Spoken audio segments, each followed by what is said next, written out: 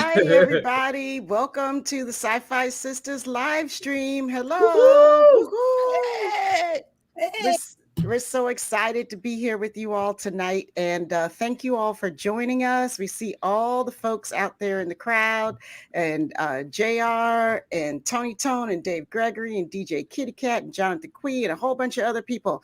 And guess what? We have some really, oh, hey, Anna, and some really, really special folks visiting us before we start our show tonight. Okay. So I wanted, Yvette, you going to go ahead and bring our special guests in? Sure am.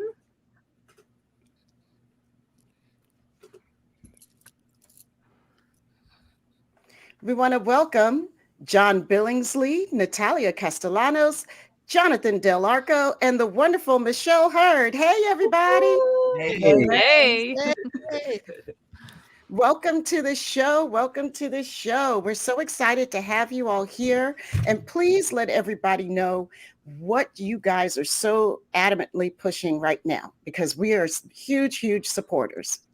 Well, there are four of us, so in the interest of helping to moderate this, may I suggest, Jonathan, you start by talking a bit about the event that is happening on the 8th in LA and New York, and then I'd love to have Natalia and Michelle talk a bit about why we are on strike. What we're fighting for. I'm back. Am I here? You're here. Yes. Okay, so on the 8th, as sci-fi lovers know, is a very special day of a show which I will call the franchise. It's a show that is very well known, over 57 years, celebrating on September 8th. And this day is celebrated around the world, really. So we, as SAG-AFTRA and this little group of us, have decided that it was a day that we should take back with the fans and with the actors and the creatives who are on strike against the studios. And the WGA. And invite the fans to come join us and close to 75 to 100 Star Trek. Damn, I said it. Say it, and I said it. Franchise actors who will be picketing outside Paramount in Los Angeles and West Coast, and also in New York. Oh, Los Angeles. Oh, getting feedback. Echo. Sorry about that. That's a delay. Space, the final front. Are we in a time loop? Yeah. That is the story. The trope. Here to invite you to. I'm going to just jump in a smidge more. It's a 2-hour picket from 10 to noon on the West Coast in front of the Paramount Gates on Melrose, right off of Gower. Going to be a crowd, Uber, Lyft.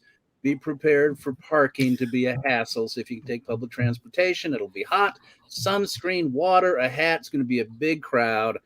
In New York, 1515 Broadway from 9:30 to noon. And this is driven by our desire to bring the fans really fully into the fold of our mutual embrace in this ecosystem that belongs to us, to all of us. That's right. So Jonathan and Natalia and I have been working on trying to get a big crowd over the course of the last couple of weeks with the wonderful cooperation of SAG and WGA.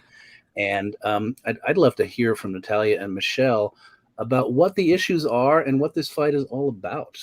Great. I'll take a couple, and then Michelle, you could take a couple, right? We're fighting for so much, right? But as we know, the major things that we're asking for and fighting for, one of them is minimum wages, right? We need an increase in minimum wages because we haven't gotten an increase enough with inflation. And so this year we're really trying to push to let our members at least get the base. And, you know, as maybe some of you know and some of you might not know, as actors, we work every day for free auditioning. It's as if somebody who has a 9 to 5, goes every day in a week, maybe has 3 different interviews, and they have to learn a bunch of new skills and a bunch of new dialogue. So the payment, our minimums that might pay an actor a day, and you might not work for another 2 years or a year or a month later, has to sustain us for a while. So that's one of the asks that we're really fighting for this time around. Things also like healthcare. Healthcare is a huge topic for us because out of 160,000 members, only 86% of our membership actually qualifies for healthcare. And to qualify for healthcare, you have to make $26,470 a year. And so what is happening is that a lot of our members are falling out of health insurance coverage because they can't make that in a year. That's under poverty line if you think about it, right? And Michelle, if you want to touch on our other two tent poles. Certainly. One thing I'd like to say first off, though, is one of the reasons that we are so excited about doing United We Trek is because we want to celebrate this community. What is so wonderful about our Trekkie family, and we can say Trekkie, our Trekkie family, is that we are all sort of united in how we have ingested what Roddenberry had put out there. We all believe in this concept of a better tomorrow, of inclusivity, of diversity, of perfectly imperfect beings. And what's beautiful about that is that the stories that have lasted for so long because of these amazing performers that and writers that brought these stories to life, we, the Trekkie community, have uplifted and held on to those storytelling ventures. So it's not that we are trying to chastise this beautiful family and this beautiful franchise. What we're trying to do is uplift and celebrate the performers and the Trekkie family that have celebrated these stories. So United We Trek is for us to all basically come together again and to celebrate that, as opposed to some other scenario that kind of celebrates the platform it was being shown on. So that's why we're doing what we're doing. There's a word that I find myself using more and more, which is ecosystem, which is what I think we really have to look at, not just in Hollywood, but throughout the world. And everybody inhabits multiple ecosystems. The business ecosystem that we inhabit, all of us, the studio heads, the writers, the directors, the actors, the designers, the grips, you name it, everybody, and the fans, is endangered when only some people think they can define the shape and the practices of those ecosystems. And what we are really saying is you guys have created a structure that does not allow everybody in this ecosystem a chance to survive. If 86% of our membership isn't even able to afford health care in the most expensive city in the country, you're making it impossible for the next generation of actors to even think about going into this business. That's right. So it's an ecosystem challenge, and we're really wanting the fans to help us by saying, hey, come back to the negotiating table and let's start talking again, for God's sake. That's right. And I have to say, what I love about going to the cons is talking to our Trekkie family, and they are so ready and galvanized and ready to do whatever. They're like, tell me what you want. You want me to cancel some? Let's do it. That's right. Let me just touch on a couple of things that Natalia had spoke about, and just to give you guys another little input. So SAG-AFTRA is a proud union of 160,000 members, and that consists of voiceover actors, singers, dancers, stunt performers, background artists, and principal artists. Now, out of those 160,000 people, 98% of that 160,000 basically make less than $12 an hour. 87% don't qualify for their health insurance, which is $26,000 a year to qualify. Meaning, and I've said this many times, but it's really hard. It's really important to drive this through. That 2% that I didn't talk about, that's the big old stars. Those are the ones who live in the high life.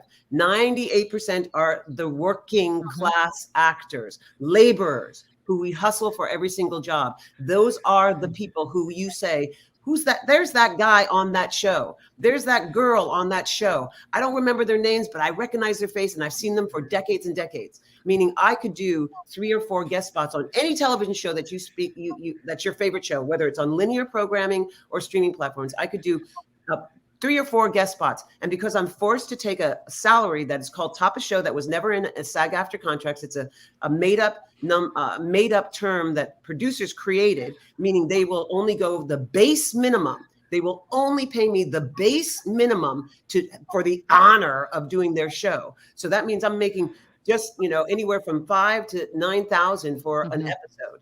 And if I did the 5,000 or 6,000, I could still do 3 or 4 guest spots on big shows, and you guys are like, damn, that curly haired girl, she's hustling, she's working. I see her on everything. She must be blowing up. No, I still have not qualified for my health insurance. That's a big, huge thing. Our streaming residuals, which is this new concept, because we have these new, which is not really new because it's been 15 years now, but this concept of new, which is the streaming platforms. We go away for 4 or 5 months. We shoot 10 episodes. The streaming platforms hold on to that show. They drop it whenever they feel like it. Meanwhile, I am still struggling, trying to figure out if I have another job or not. They drop that platform. As we all know, we can watch the whole show in one weekend. However, I still am tied to that show. That streaming platform can hold me for 1, 2, 3, 4 years before they inform me that not only whether we're coming back for a second season, but whether or not I am being brought back for a second season.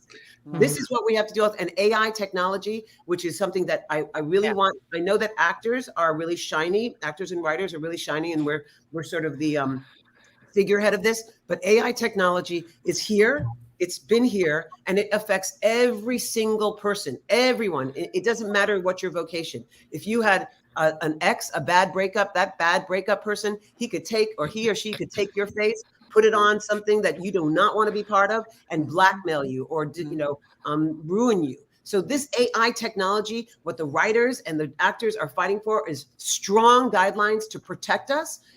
I'm sure you might have heard that the AMPTP had presented an offer for background artists who come in to do 1 day of background work, which is less than $200, anywhere between $150 and $187. To do 1 day of background work, they will scan my person, create an avatar of my person, and then they're allowed to keep my avatar in their library in perpetuity forever and ever, and I will never get 1 penny, meaning I could sit on a couch, watch a TV show and go, is that me in the front row of the courtroom? And I will never get a penny because it's now in their library. So we're fighting for the compensation and the allow for us to be able to give consent to what we want, right? Because that's so important. And just to give one small perspective on even minimums, what the AMPTP is offering us is in real dollars, it would actually be like 10% lower. We would be making less money in 2023 in real dollars than we made in 2020. That's right. That's just like not even livable.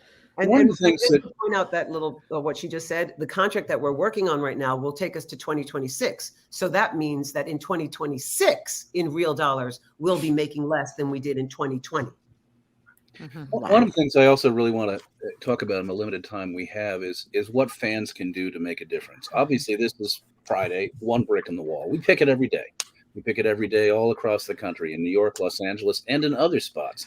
You can find out where pickets are perhaps in your region and go out and join us. I honestly believe that the presence of fans on the line, if we could actually start asking people to consider coming out and joining us, could make a significant difference in continuing to move the PR needle. And we look at the nature of the way the AMPTP has acted since this strike began, when I think they genuinely thought that people would take their side in this dispute. They're realizing that a very small number of people are on their side. Most people are, as they tend to be, on the side of labor. The more we can keep the needle moving away from the AMPTP to us, the more we can begin to exert in the court of public opinion enough pressure to get them again to come back to the negotiating table.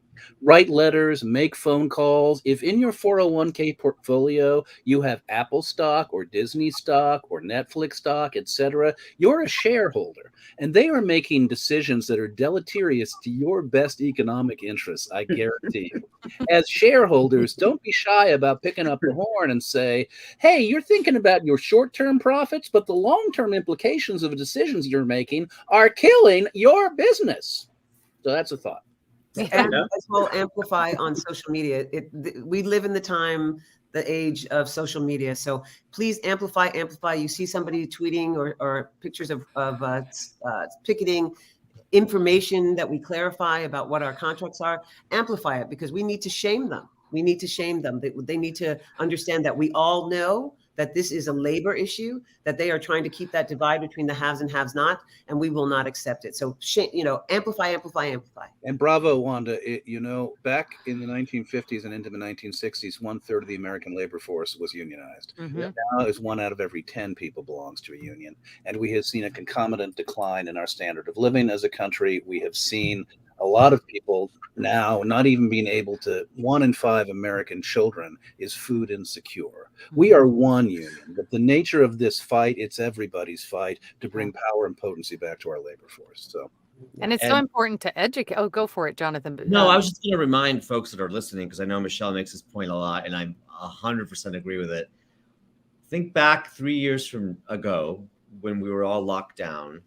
We all turned to our TV sets, and the only solace we had, the only human contact some of us had, were watching those shows that we all made.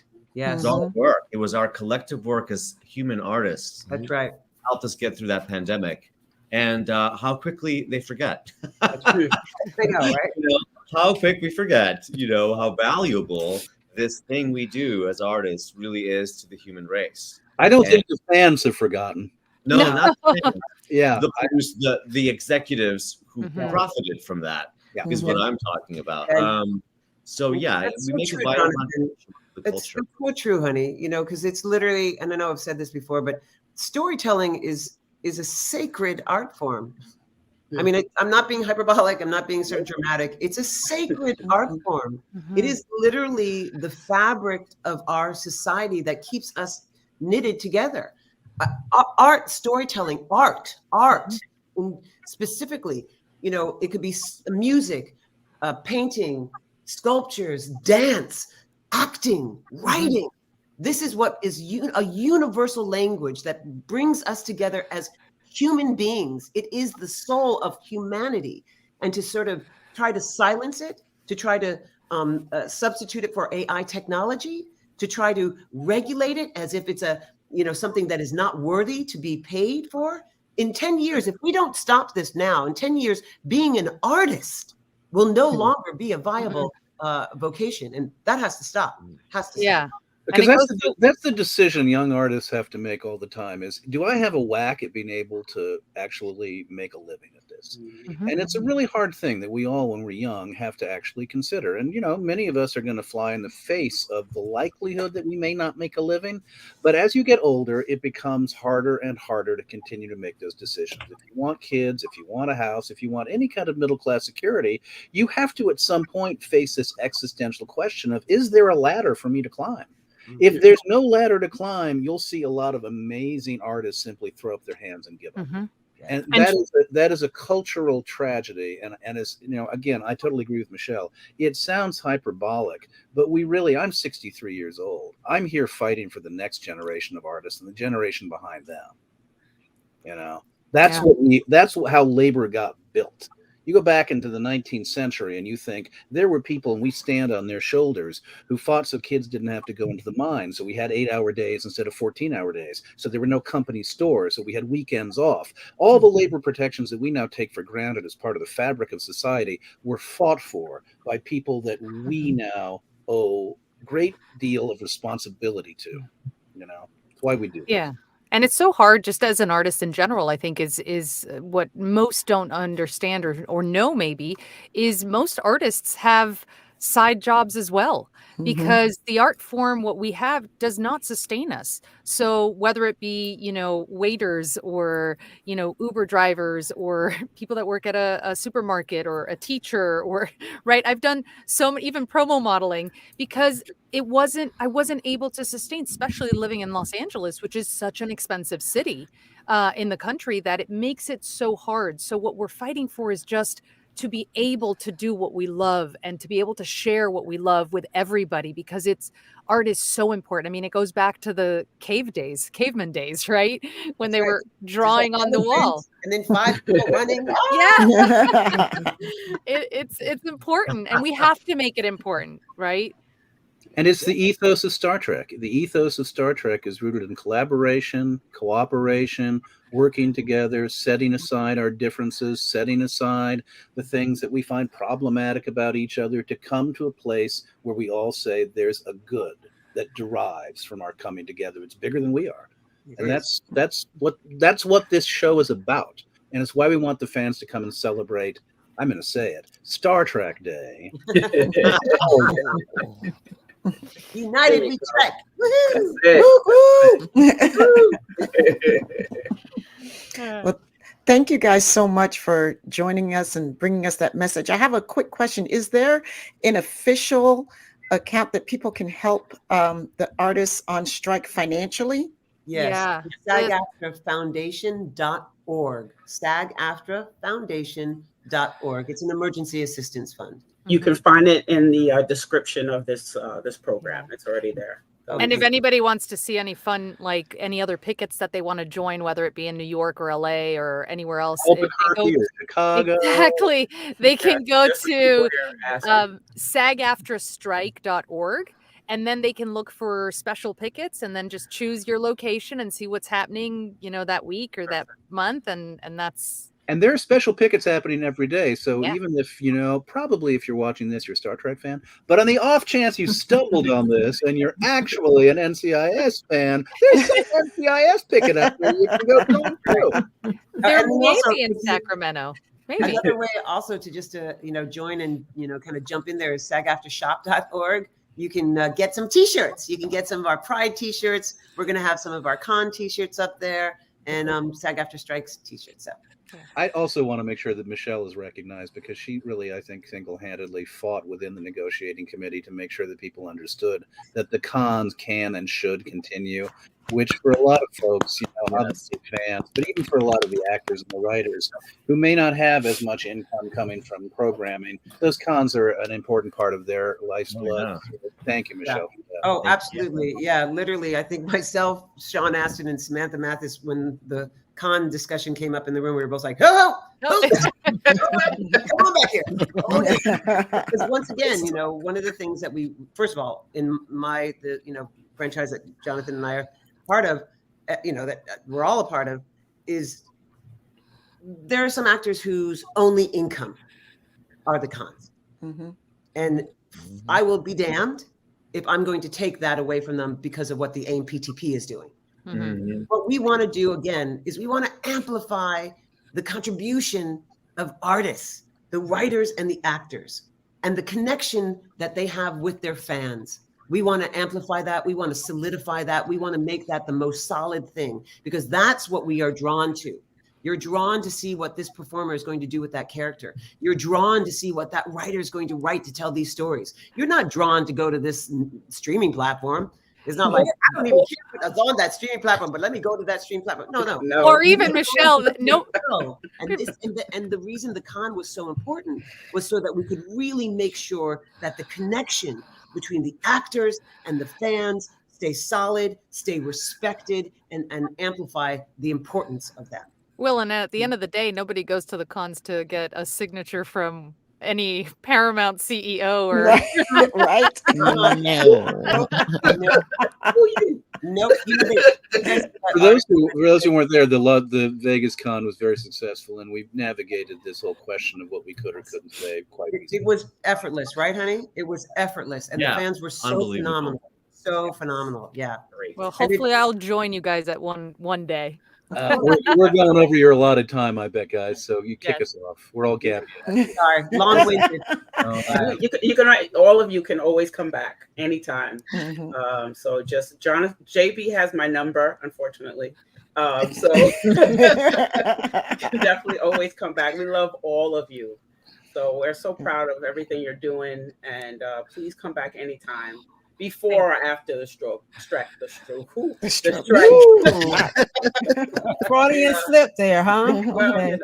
Yeah. Well, we do love you all very much. All of you individually mean the world to us, but collectively, your efforts on behalf of the other creatives out there really means a lot to us, because we agree with everything you said, Michelle. I literally just spoke those words about storytelling being our life and our art as human beings on our show just like 2 shows ago, almost word for word. So you guys you're everything to us. Everybody who helps bring these stories to life for us, who helps us get through every day. It means the world. So we will always have your back, no matter what. Thank you. Love you guys. Thank All you. right. Thank you so much for having this platform for us to be able to share and explore and amplify and inform people. We really appreciate it. Always. And we hope to see you all out there. Oh yeah. Oh You yeah. will. That's See you on right. Friday. See you on Okay. Friday. United. I'll be in New York, United- so United I'll we see you trek, guys. y'all. Bye-bye. Peace. Bye. All right, let me see. Hold on. Let me make sure I do this correctly. Make sure I gotta I'm telling you. all around. I know, right? Yay, that was awesome. That was so cool. I'm so glad that you all made it in for that. And we're so glad that you were Yeah, uh, I know. able to join us. The comments in Yeah. the chat were great, you guys. Yes. Definitely. All right. So do we want to kick this show off? Yeah, we ready to get this shindig Let's get started? Let's get it Get the started. party started. Get the Hey. party started. You want some more music, or are we just Yeah, gonna give us introduce some. ourselves? No, give me some music. Let's Some set the tone. music.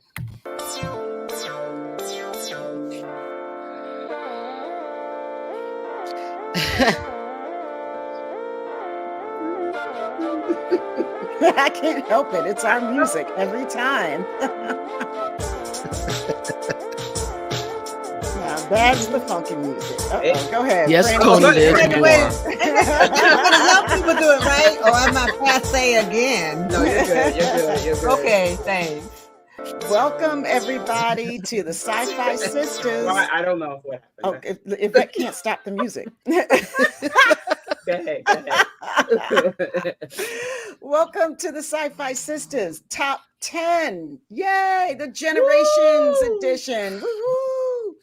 It's a top 10. It's another You gonna amazing, introduce become probably controversial Sci-Fi Sisters Top 10. And because it's the Generations edition, we have some special guests with us today. We are joined by, who you bringing up first? Whoever you want. Okay. Our brother in arms, Matthew Lawrence, 1701, Matthew a Blerd Lawrence. That is story. not Matthew Lawrence. Oh, I said Matthew Lawrence. Lord Jesus. Okay. Already. One more Hi. Matthew Lawrence Jennings. Right. Matthew, I Forgot know, his last just some name. guy that I made up. There is a Lawrence Matthew Lawrence. Jennings. That's not him. There is. Listen, when I was Okay. trying to get my Okay. SAG card and they were trying to give me a name, they're like, "Do you want Matthew Lawrence?" No, that's already taken. We got to put your hold in. Like, okay. Where's my head? This is what y'all get at the end of the night. I'm sorry. It's Matt Jennings, y'all. You know him. We love him. He's our brother. Thank Welcome, you for having welcome. me on. Thank you. And Yvette, Yes. why don't you do the Yes. introduction for this special guest? Well, okay, so the next special guest is a very special person to me. I've known her all her life. And she's a newly minted scientist, and I'm a very proud parent. So, ladies and gentlemen, Aiyana-Mei Tom. Woo-hoo! Hello, everybody. Yay! What's up? What's up? How's everybody doing? Uh-oh. Oh, there That's we when it goes go. Here we those go. millennials. So today we have three generations. Here we go. It's gonna be Here a we long go. show. I know. Especially because StreamYard, like I don't even know if it's StreamYard or my Wi-Fi. It just keeps going like in and out. It decides when it wants to be good, and then it gets glitchy. If I freeze, y'all know what's up. Okay. Don't do it. All right. So the generations are the boomers, the OGs. We got Fran You and froze Sabrina, already. the OGs. I'm froze again. Oh, okay. Yeah, the OG Trekkies. Yeah. And then we have the Gen Xers, baby, the original sarcastic mugs. Whoop, whoop, whoop, whoop. Mhm. Me and Yvette. And then we got them young bucks.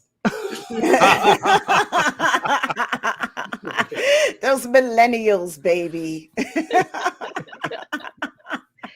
What's up, y'all? The children. Okay. The children. ready? The children. The children. All right, so Yeah. we're Children. starting with the cheerings. The children. We're going to do top 10 Star Trek, the original series episodes based on the generations. We're going to start at number 10 and count our way up to number 1. And we want you guys in the chat to try to see if you can guess whose top 10 is whose. Okay? What? Really? That's how we're doing this? I don't know. No, I have no idea. It would just be nice if they're going to start trying to guess in anyway. They're going to throw out their number 10 and going to see if it jives with one of our number 10. Okay. Ready? All right. Yeah, I'm ready. So, did we come up with an order for this? Because I kind of whatever you want, and I'll flip it on. Okay. All right. Well, we're going to start in honor of the OG Trekkies, since this is TOS, and they were watching TOS when it first came out. Before some of you were born. In the 1800s.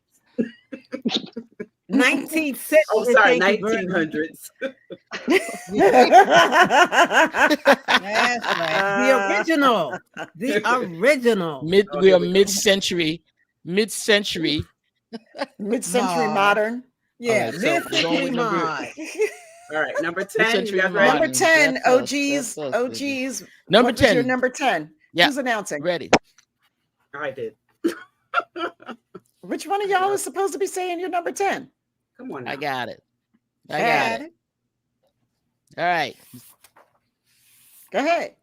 Go ahead. Number 10 is Amok time. Amok time. And this one, let me tell you, we decided that Fran and I had almost the entire list the same. Uh-huh. No, that's right. Cool. We had 8 out of 10. We had the 10, identical the and same. almost the exact order. So Wow. let me tell you, if you don't notice our episode by name, here we go. It is season 2, episode 1. This is the season opener of season 2. Suffering through his first infliction of Pong Far, the Vulcan biological mating urge, Spock must return to Vulcan to patrol or he will die. However, when the Enterprise arrives at Vulcan, complications at the ceremony may endanger Captain Kirk as well. Wow. Now, first of all, this introduced a lot of things that we now see even in Strange New Worlds. This is one of the ones that took off for Strange New Worlds. Yeah, okay. Yeah, Jill. Oh. Definitely a boomer there, aren't you? So when we saw this the first time, it was an amazing episode. We saw this friendship going full tilt. And the trio with McCoy saving Kirk's life. But Fran, is this your absolute favorite Spock one, or do you have another favorite Spock one? No, You got that really glitchy. well, Spock, there's 2 that I like of Spock, and one of them, he got almost smacked into next Tuesday, and the other one, he got this taste smacked out of his mouth. So we'll do with number 10. We'll go with that. They're gonna come up because I got 2. We have 2 that are coming up for Spock. I love Spock. I absolutely love him. I do. So, yeah. Okay. Well, one of the reasons why this one is number 10 for Spock. One of the reasons. Oh man. You want to talk about time delays? I'm having real time delays here. Me too. Oh, are you? Yeah, but I can hear you guys. So let's keep it moving. I can't. Yeah, we can hear you. Yeah. You're fine. Okay, good, because my pictures are all sorts of messed up. Millennials, what's your number 10? You want to take it, Annie? You want to go first? No, you can go. You got the evens. I got the odds. Oh, that's Yeah, right. Willie. You're absolutely right. Okay, so for number 10, we have Trouble with Tribbles. For those of you who don't know what season, what episode that is, and that is season 2, episode 15. Let's see, I'll just try to abbreviate the situation. So the Enterprise is called to Deep Space K7 to safeguard a shipment of Quadro Triticale. Very nice. Beautiful Yeah, right? pronunciation. Very That nice. is my theater class. It's quarter to Kelly. Yes, so the Enterprise is sent there to safeguard that grain, and hijinks ensue with tribbles and spy Klingons disguised as humans.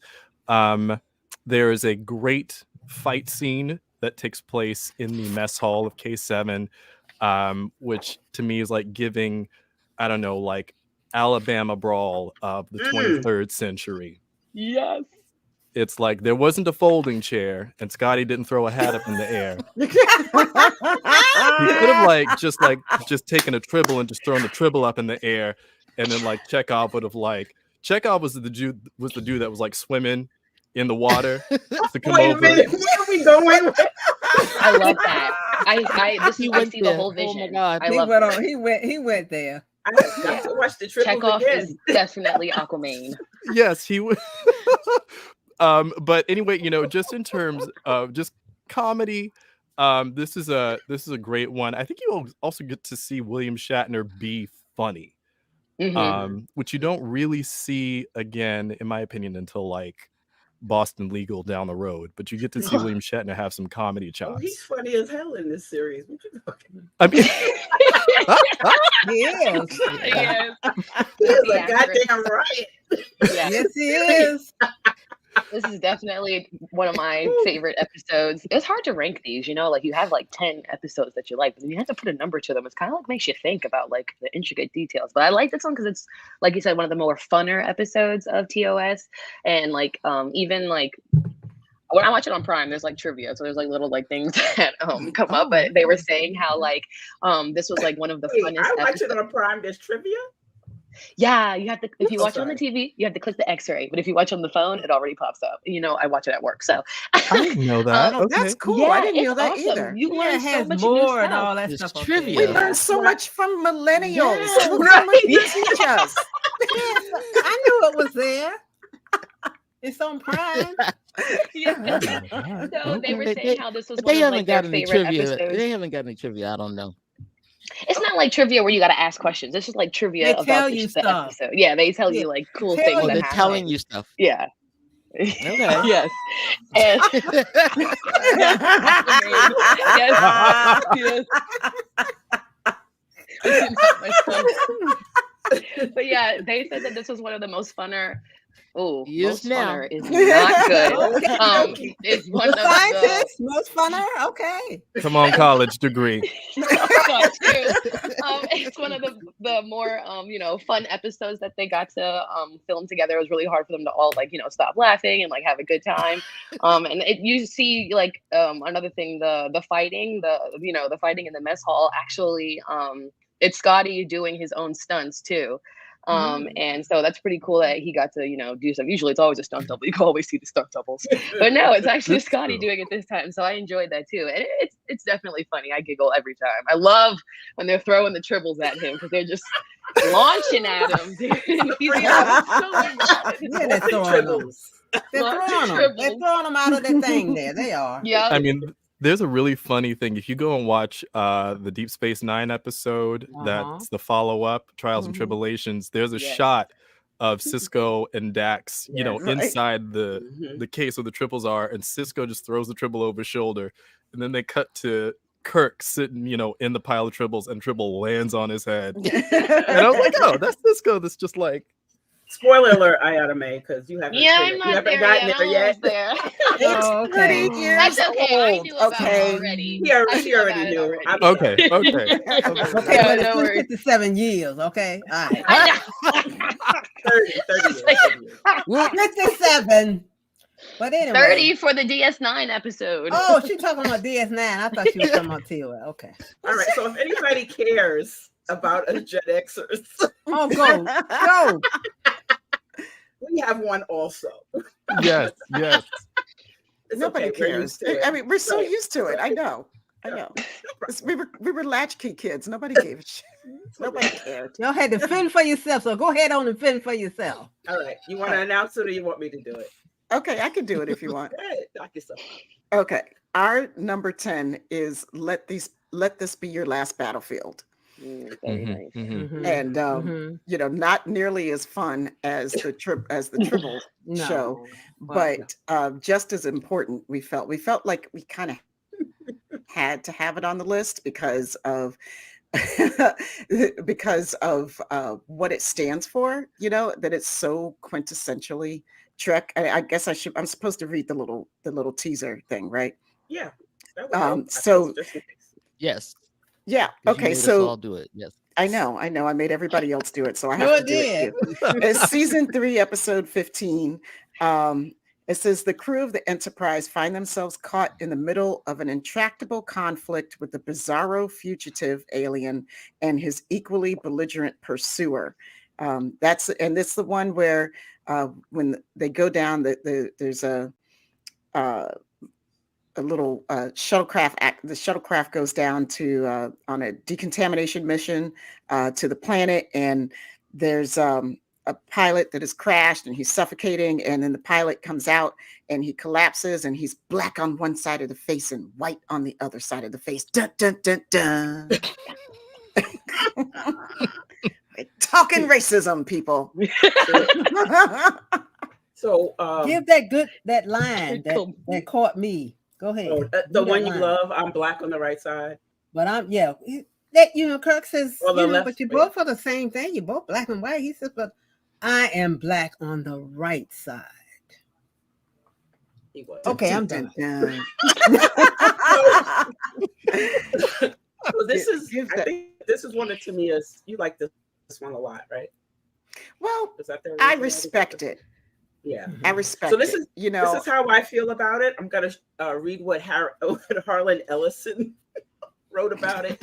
He called it stupid and heavy-handed wannabe liberal thing that embarrasses anyone that has true feelings about racism. Okay, well, he's a white man, so what did he know about racism? Well, there you go.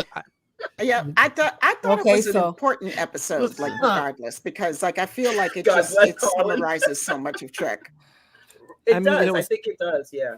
It's interesting if you think about, because there was the premiere of Strange New Worlds last year. That episode, which shows footage of January 6th and talks about World War III. I think Fox put something out about how something along the same lines in terms of reviews about how it's so leftist and this and that. So it's just a generational. Anytime that anything is too progressive, it's all of a sudden it's problematic. Yeah. So. All right. Well, that's number 10. Thank you, Anna. All right. This was also so it was something else. With so many things in it it was funny though. I like this one.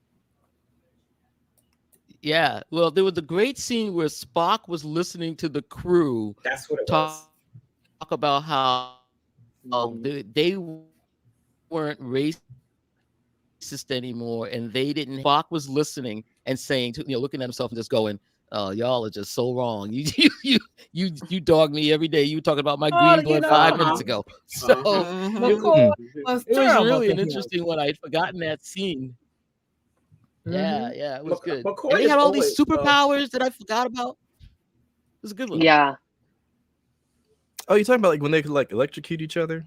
Yeah. Yeah. Just like they must have been from remember the drug addicts on TNG? They could electrocute each other too. I was like, they could. Oh, yeah, right. Wait, deep cut. Yeah. Remember they were getting that drug from the other people. Was it the other side of their planet, right? Those people. Yeah. So I always thought that it was pretty much like because remember the drug addicts were on one planet and the people who provided the drugs were on the other planet. Another planet. They're actually the same people, but I guess one went to one planet, one went to the other. Yeah. Right. And I'm wondering, one became dependent, and did they become monotone and There we go. But I bet you that episode didn't make anybody's top making the 10s. No, It it didn't make our TNG top 10, and it It didn't did make not. All right, so we got let's move on, kids. Okay. Wrangling these cats. Number 9. It's us. Number 9. Number 9. I'm gonna start with the Gen millennials Xers. this time. Oh, Yeah. okay. You're gonna Pay do attention okay. to the moderator, please. Thank Okay, you. well, I know. I probably go out of order. We probably wrote something up, and I probably went completely out of order on it. But okay, we didn't. All right, I'm gonna go with the millennials this time. What's your number 9?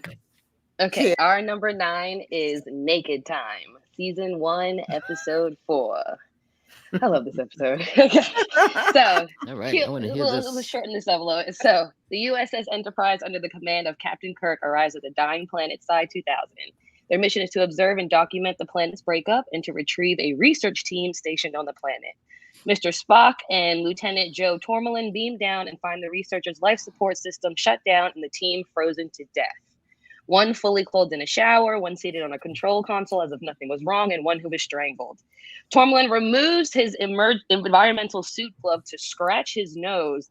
Off rip, that was terrible. Which is why I think I love this episode, because why did you take off your glove to scratch your nose? As a scientist, I'm just like, you are in a biohazard like environment and you're gonna take something off to all right, no problem, buddy. And as you can see, we all saw what happened. All right.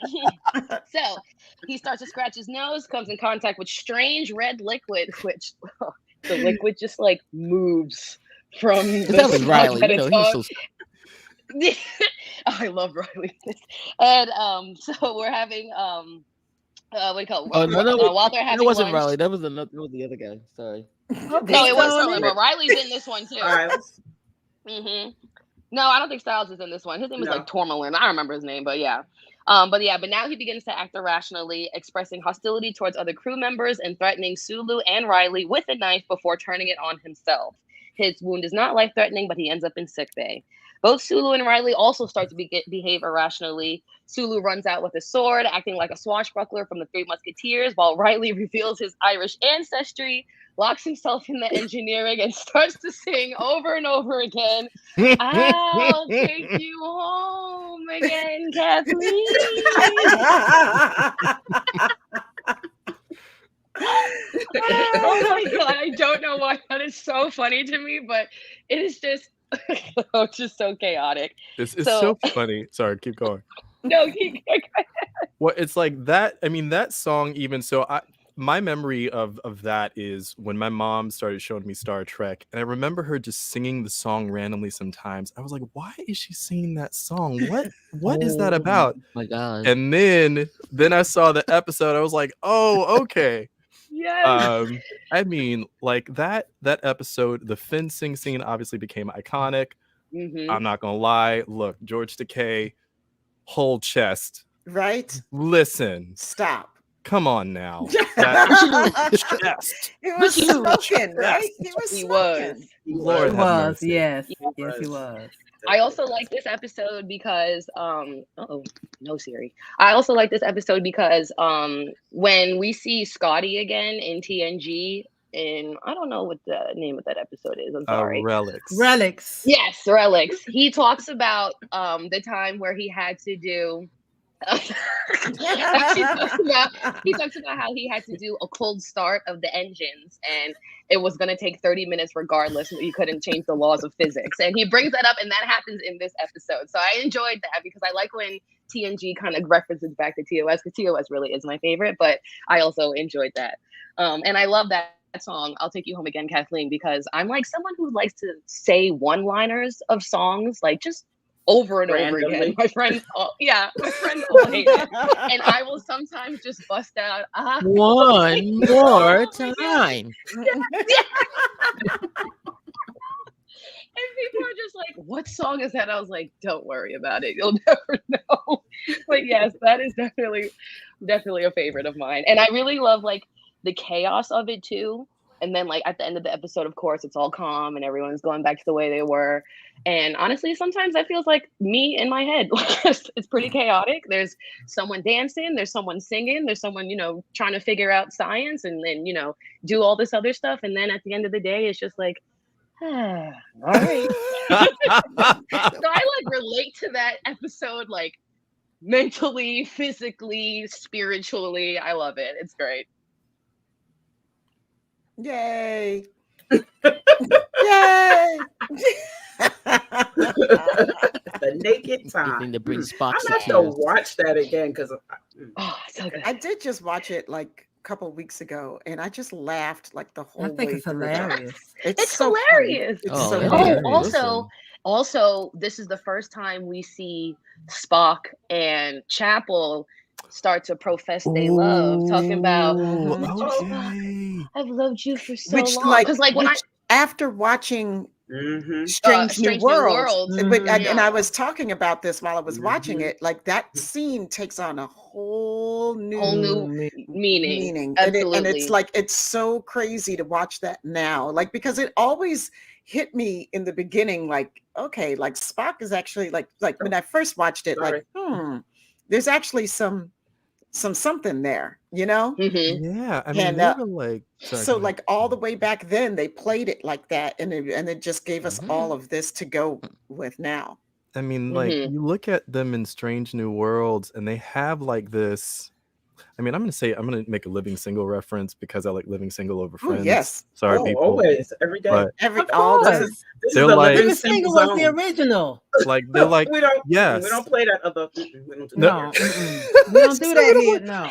But it's like Spock and Chapel were like in Strange New Worlds. They're like the Kyle Barker and the Maxine Shaw. Mhm. yes. Mhm. You know what I mean? They're giving that energy, and so yeah, like you said, it takes on a whole new meaning when you watch them in TOS. It's a whole other energy. And you look and you look at it from a different perspective too. Yes. Mhm. You know, Now I'm you like, do. ooh, Christine. I guess it's not so much of like a turn off, like because Vulcans are supposed to be unemotional. They're not supposed to show these feelings. So like I remember when I first watched it, I was like, why is he acting like this? I thought his whole point was not to be human. Now look at him all acting up and acting loose and stuff. And then of course Strange New Worlds came out, which I love because my fiance loves it, and he does not like any of the old Treks, but he loves Strange New Worlds. So now I'm really loving it. But when you watch it and you see the beginnings of how this unfolds and the obstacles that they then endure. I don't know if you saw the musical episode, but it does show you how it starts to break down. I feel for him now. Like now I'm just like, stop telling him that you love him. Like it's over. Don't do this to him anymore. Like let him be okay. So that's my take on it. But yeah, it's definitely it's like a 360 kind of. We're getting there. We're gonna get to the bottom of it. Yeah. Mm-hmm. So that's our number 9. Yeah. Who's next? Entertaining. You guys want to go, OGs? Go ahead, OGs. Do it. Okay. Number 9. Go, Fran. You want me to put it up? You want me to say it Oh, first? Lord. The Ultimate Computer. Season 2, episode 24, written by DC Fontana. And the summary is the crew of the Enterprise race to disable a rogue computer in total control of the ship. I love this episode because of Daystrom. Now you heard all about Daystrom. Daystrom Institute. Everything is Daystrom. And it was William Marshall of Blackula fame.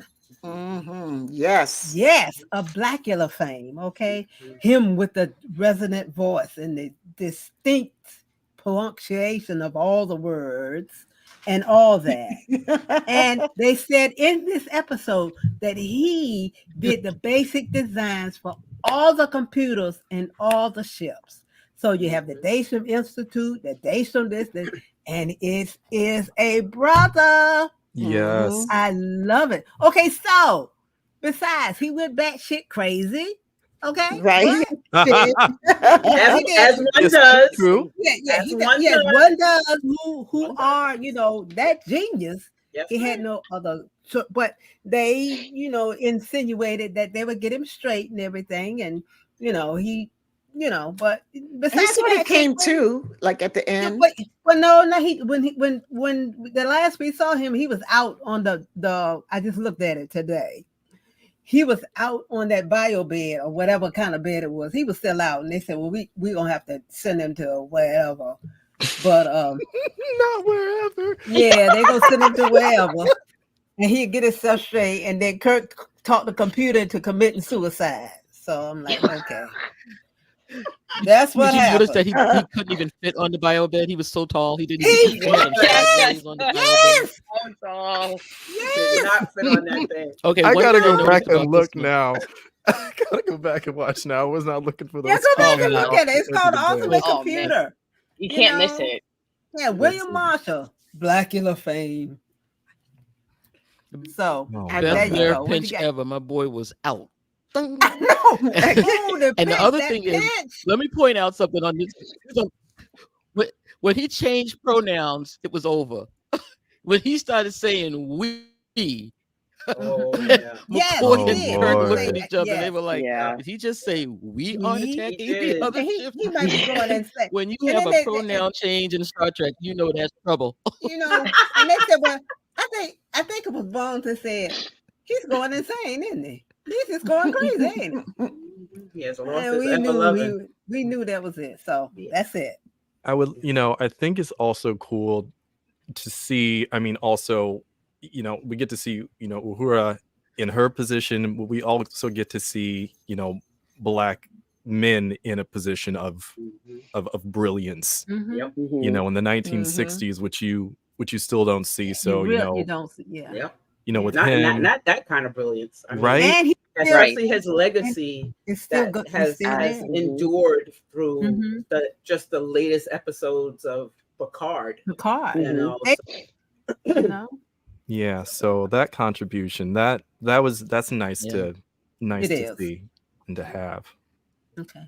Yeah. But I thought it was There we go. interesting that this black genius Mhm. was driven crazy by the people that didn't believe him. Because my favorite line in this one, he just went, "Building on my work, building on my work." He And I said, did. I He know, did. brother. Yeah. I Very know He profound. did. So Mhm. I they mean, were that's what saying makes something. They were saying something. Yeah, Mhm. they were Yeah. saying something even there. But yeah, we have this Mhm. black genius, and you all drove him around the bend because you just made him crazy. Yeah. But, I mean, I Made think him- that's when I That's started to why fall in love with that I love this. episode was that line too. You know, Hmm. Building Because- on my work. building on my work, because I mean that's Mhm. like, Yeah. yeah, exactly. Yeah. Sound Mhm. familiar? I mean, it's Yeah. literally our entire experience in this country. I Hidden mean, figures, anyone? Okay. Cotton Listen. gin. Hi, cotton gin. Hey, yeah. You Come on. know, You're right, I yeah. mean, Yeah. everything good came from a peanut butter. Mhm. Yeah. Like, come on, The like, stoplight. stoplights, and That's not okay. to mention We're gonna in the The very folding literal chair. sense. The folding I thought chair. that was a Very really true. important It line. is. The folding chair has been very good to us. That has been Very good Listen, to us. it's been good to us. That has been at every cookout. That has been Yes. it's been Every at the funeral, fellowship every hall at the wedding. church. It has. It has. Listen, it's sitting in the corner. If so and so comes over to the house and you don't have enough chairs at the Do I dinner need to table, go you bring get one? over. Do I need to go get my folding chair? No, Okay. we're good. Don't break it out. Don't break it Yeah, out. we We're good. good. Okay. Right. Because I Don't break will, it up. I Hold it. will. Listen, Listen, Hold it. respect. you don't know who's respect for the watching. folding Can't chair. be telling people you got illegal I got weapons 4 in of your them. house. Illegal weapons. And then she goes, "I got 4 of them." I got 4 of them. Listen, Wow. thank you. Respect to the folding chair. Thank you, Yeah. folding chair, for So all that you have we all provided. know. So come on, Gen X, bring it. Oh, y'all want us to do something now?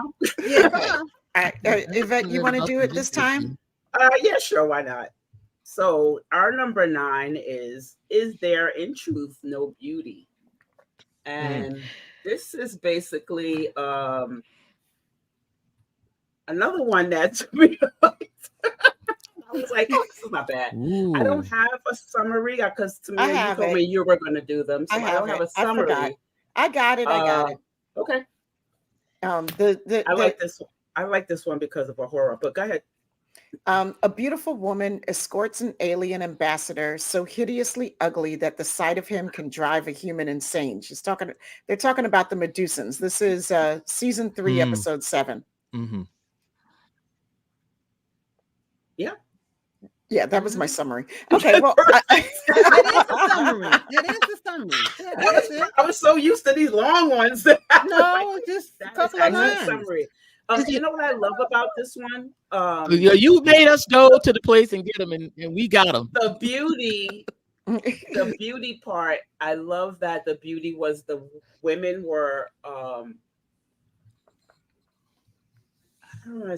It's just that the beauty of this episode was the beauty of the inner beauty of everyone. Like, because Kolos, I think that's like the ambassador.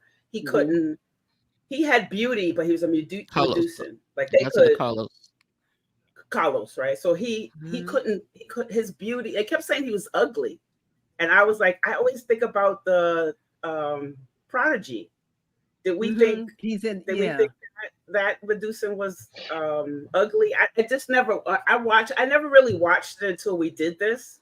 So I'm looking at it. I'm like, and then of course Miranda Jones is absolutely beautiful. And then I love when Spock, when he's influenced by Ambassador Carlos, he goes, "Uhura," which means freedom. The beauty. I'm like, oh, this is like the best part, because I didn't realize that was how we found out that Uhura meant freedom, because I thought she had said it. I didn't realize it was said through this. Yeah. So that was that was my roundabout way of trying to explain this episode. I never really watched before. I love that part. I love what Tone 315. The Gen X ethos is so strong on this list. The ethos is so strong on this list. I'm like, yeah, it is. You know, I love this one because I fell in love with this episode because of Dr. Miranda Jones. Yeah. She was one of the we are. We must be decrepit then, but go ahead. She just, for the first time, I really saw a really well-rounded, brilliant woman on Trek, and who wasn't trying to hop into bed with Kirk. You know, who wasn't like trying to show every, they didn't have every little single nook and cranny of her body, or like relying on the way that she looked in order to, make some headway. I mean, it was just, and I just thought it was a really poignant story. Like I really, it just resonated a lot with me, the Medusans, because I grew up with everybody, like with the, trying to force a different standard of beauty down my throat, and never being that standard, right? Never reaching that, I didn't have Farrah Fawcett hair, but so that's one of the reasons why I love this episode so much. Okay. I love it. In the line, the guy who, I can't remember his name. The guy who accompanies them, the one who's in love with her. Larry. Larry! Another batshit. Larry. He just You lie! You lie! I love these lines. I love these one-off. Oh man, it's just great. The dramatic. When he stood up at that table after everybody was doing the best Shatner imitation.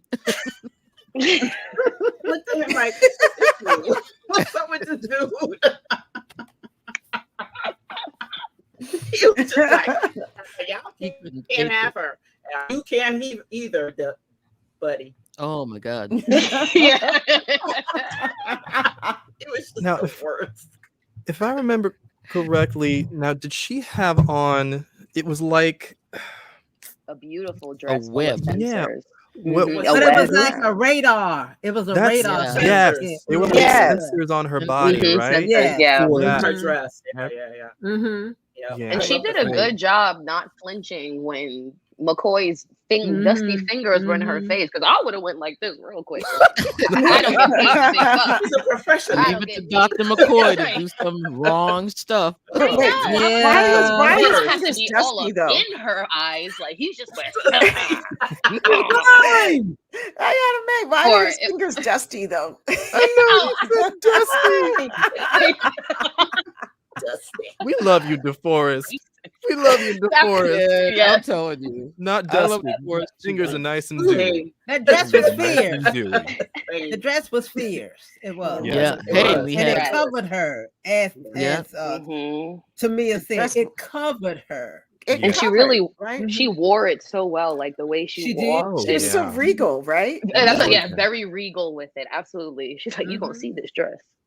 I'm wearing the dress. The dress ain't wearing me. Hey, Right. hey. That's right. And Okay. All right, we number get the 8. edict. We get the Okay. Spock is wearing that for the Oh, first yeah, time. yeah, And that's Miranda. Oh, right. That's the That's other right. thing you love about That's this. right. Thank you. Thank you, Sabrina. That's right. That's actually Mhm. in my little notes here. What did you say? I'm sorry. I You're missed welcome. it. You're welcome. Thank you. Okay. She, The said- IDIC she said symbol was actually a prop on this episode. that's where we got the IDIC symbol from. Okay. I, Okay. They said IDIC. Mhm. Yeah. Okay. Right. Okay. Mhm. Yeah, got it. That's the way we got it. Mhm. All right, number 8. All right, number 8. We're That going to go thing. first. Jennings is going to go first. Number eight. Okay. Woo! Yeah. Yeah. You don't get Right. excited. Right. Get What y'all excited. got now? Because we've already done it. Our No, we number didn't. 8. Yes. No. Yeah, our number 8 has already been talked about. Okay. Yeah. Great. Our Even number Number better. 8 8. is That's why. dun, dun, dun, the trouble with tribbles. It's on everybody's Okay. list. I would think everybody's 8 has been talked about already. So, OG, Well, but we still need to announce them. did we? We just Yeah. did it already. We don't need Yeah. to- Well, we want to see where we where No what- summaries though. No summaries. No, I mean we've already you don't done know this trouble with one- triples. We all know we love it. And You y'all don't why know we that love one. Yeah. You Okay. need to. There you come on. go. it. Mhm. OGs. Go ahead, number 8. Sabrina. Okay. Our number 8 for the OGs is Anne City Marie. on the Edge of Forever. Oh, Oh, such a good Yeah. one. I got Greg's face. everyone clutched their pearls at that moment. We all felt it. We had to give it to Did William you Shatner. see- This one is Did you see Anne Marie's? I'm sorry. Did you see Anne Marie's comment? Can this be an all-nighter? It might be. yeah, probably. At This this rate, might be. very well might be. Oh my goodness. I got some greens All right, in the we'll crock move it pot. along. They'll be clean before they'll be done before we Tuesday.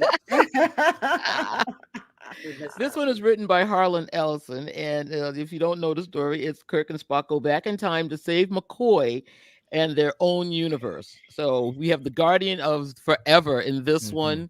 Yes. Absolutely key. I mean, it's going to come back in other franchises of the show. Mhm. And this is a show that's a standalone. I mean, you don't have to know Star Trek to watch this show, Right. as we've always said. And I actually didn't have it on my list. Do not hate me.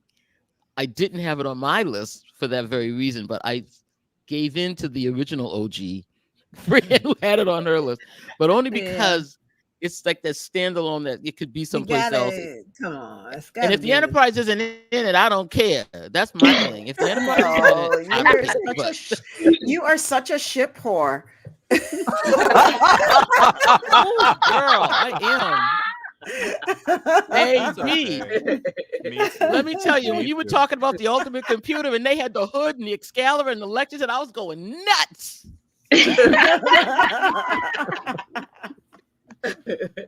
We gotta take you to the Fleet Museum. So that's why I did.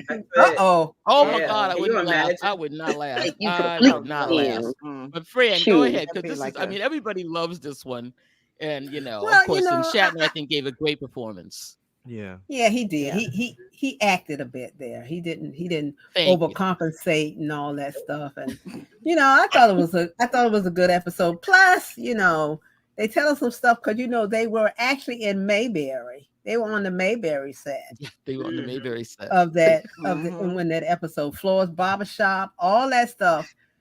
They were on the Mayberry set. Not Brooklyn. No. What? The Mayberry set. What is As the in- Mayberry? What is the? Oh, that's Oh right. my God. Okay. Oh, explain. Wow. Andy Griffith Show. Oh, Oh, I do That's know. all you have. I See, have there we go. heard of that show. Yes. Okay, you've heard. Okay. They were Oh, in okay. Mayberry. Mayberry. Mayberry Yeah, they were in actually Mayberry. background They were on the for- Mayberry set. Okay. 1930s I America. thought you were just saying. Yeah, I don't Floor's know what. Barbershop. Yeah, it was there. All It was that when America there. was great before. What? Mayberry. Me too. Mayberry Okay, back y'all. in the now. Okay, 30s. hold up. Okay. Hold up. Mayberry Okay, didn't now. have no black folks on it. I think the first season they had one fat black woman on there. She was in the Oh, crowd. don't even no. But they didn't have no black people on there, Nah. so maybe America was great for some of us, No. That's why I said but that's what not they said. all of us. Mm. But Mayberry was, That's another. That's was the another set. episode. Yeah, entirely. You have But to go back it and was. watch. I love just because it had to be in the top 10 because City on the Edge of Forever. Come on, It's a John great story, yeah. Collins. And it was a great. I thought it was a good episode, and It actually William won did. a Hugo Award also. Yeah. Okay. It But that's the one Holland also trashed it He sure because did. it turned out completely different from what he wrote. Oh Lord, he tried. Yeah. I mean, I think four people wrote that thing. Oh yeah. Something, people yeah. wrote He it said after he he said he did would. He said he wouldn't take his name off of it, but Jamal. yeah, I know, right, Jamal? What I want to know is what the heck was that stuff that Bones was on? Murderers! Wow. Yeah. Murderers. he shot himself with that fan. Watches. He had all that He- stuff. With, Injected into his stomach. Oh my god. and it, He the fell whole, on the it, whole remember? thing went into Yeah. what? Cardazine. He pulled it. No, I pulled a just said he Juliet. fell on it. Every Well, time I see it, I something, but scream. he got the whole dose. He got the whole Yeah. dose. Me too. Mhm. Me too, Sabrina. I screamed He too. took the whole No, hit. it's coming in. It was a whole hit. Oh, what is the The USS Mayberry. Oh my God, you guys are killing me tonight. You I guys are so know. funny. Right. That's the most I ever liked Bones was in this one because otherwise he is not my favorite. He But- was something else. oh wasn't he? my goodness. Looking like death warmed over. Woo. Oh my. Oh Lord. He said So they we're got done. We're injections done and with sutures. number, I was like, what I is thought Kirk was going funny on? in this one at parts. He was kind of funny. No, actually, Spock was funny. Yeah, Spock was funny. They Spock gave was funny. He's so like, much Captain, credit. I need some platinum. Kirk was like, I got bread I'm and a- I got all you this for the 3 days we just worked. What Spock, did I get can't you. eat any of this. Adrenaline, Spock- speed, and caffeine. Oh my gosh. Okay, Spock was Jamal. always like just off to the side, looking at stuff. He I think was, like Gio. Vulcans overall just have a master class in throwing shade with just looks. Yeah, Yeah. Oh, they for do. real. It's the whole class. I mean, I think Mhm. T'Pol probably excelled the most at it. Mhm. T'Pol had some looks sometimes that, Lord have And it's- mercy. And her face never moved. Like, bring It- out. it never- But you knew. I mean, listen, You when knew she Oh, that's was to business. that's T'Pol. T'Pau. T'Pau, yeah. You're talking about T'Pol, right? yeah, T'Pol. Yeah, Oh, my bad. that's another spoiler for you, Aiyana-Mei. Oh, I'm that's getting there, y'all. see, I'm I getting keep there. okay. Keep It's bringing all that right. up. Don't worry. Don't worry. This is supposed to be a TOS episode. I know. Wow, but T'Pol, but for real though, T'Pol did give them T'Pol, them man. looks. The Yeah. best looks. I Mhm. mean, when Trip got Oh, pregnant she was and just she cutting just up. Oh said my God. 3 days. She said you had Right? 3 days. I was like, And she you, is here you come with reading your you him done brought your Ooh, she read pregnant ass him. back for here. She filth, read him like Did she read him? it was like, dang. cover to She cover. did. I She said promise you you, I had- didn't have. Oh yeah, sure. Uh-huh. She just looked at him like 3 days. You were there for 3 days. Lord wanna- have mercy. Okay. While all right, talking y'all. about that, All I'm right. going yeah. to check on my greens. Okay. Move it. Come on, Tamia, All take right. control. So We've done. wait, We've done. millennials, did you say you're number 8 yet?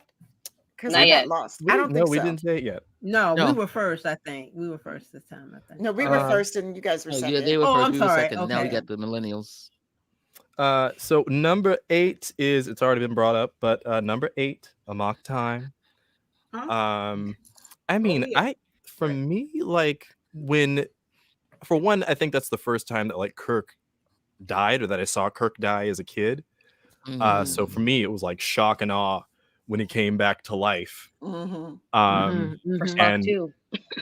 Best like, scene ever. Spock, Mhm. just and it was like a dramatic whip around. Remember how he just like Yeah. his whole body just Grabbed him. you know, just Grabbed grabbed him. him. Yeah. Jim!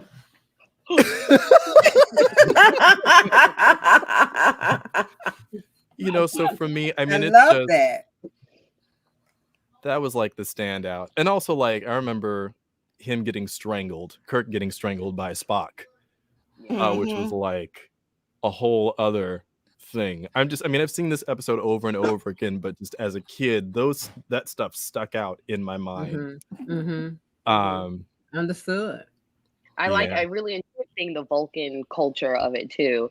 That's the first Yeah. time you see Vulcan, his homeland, Yeah. Delirpa, how they handle relationships, because she said, regardless, I was gonna have what I wanted to have. And I was like, Regardless. okay, I'm with this. Sorry, Spock, but T'Pring got it. She know what she wants.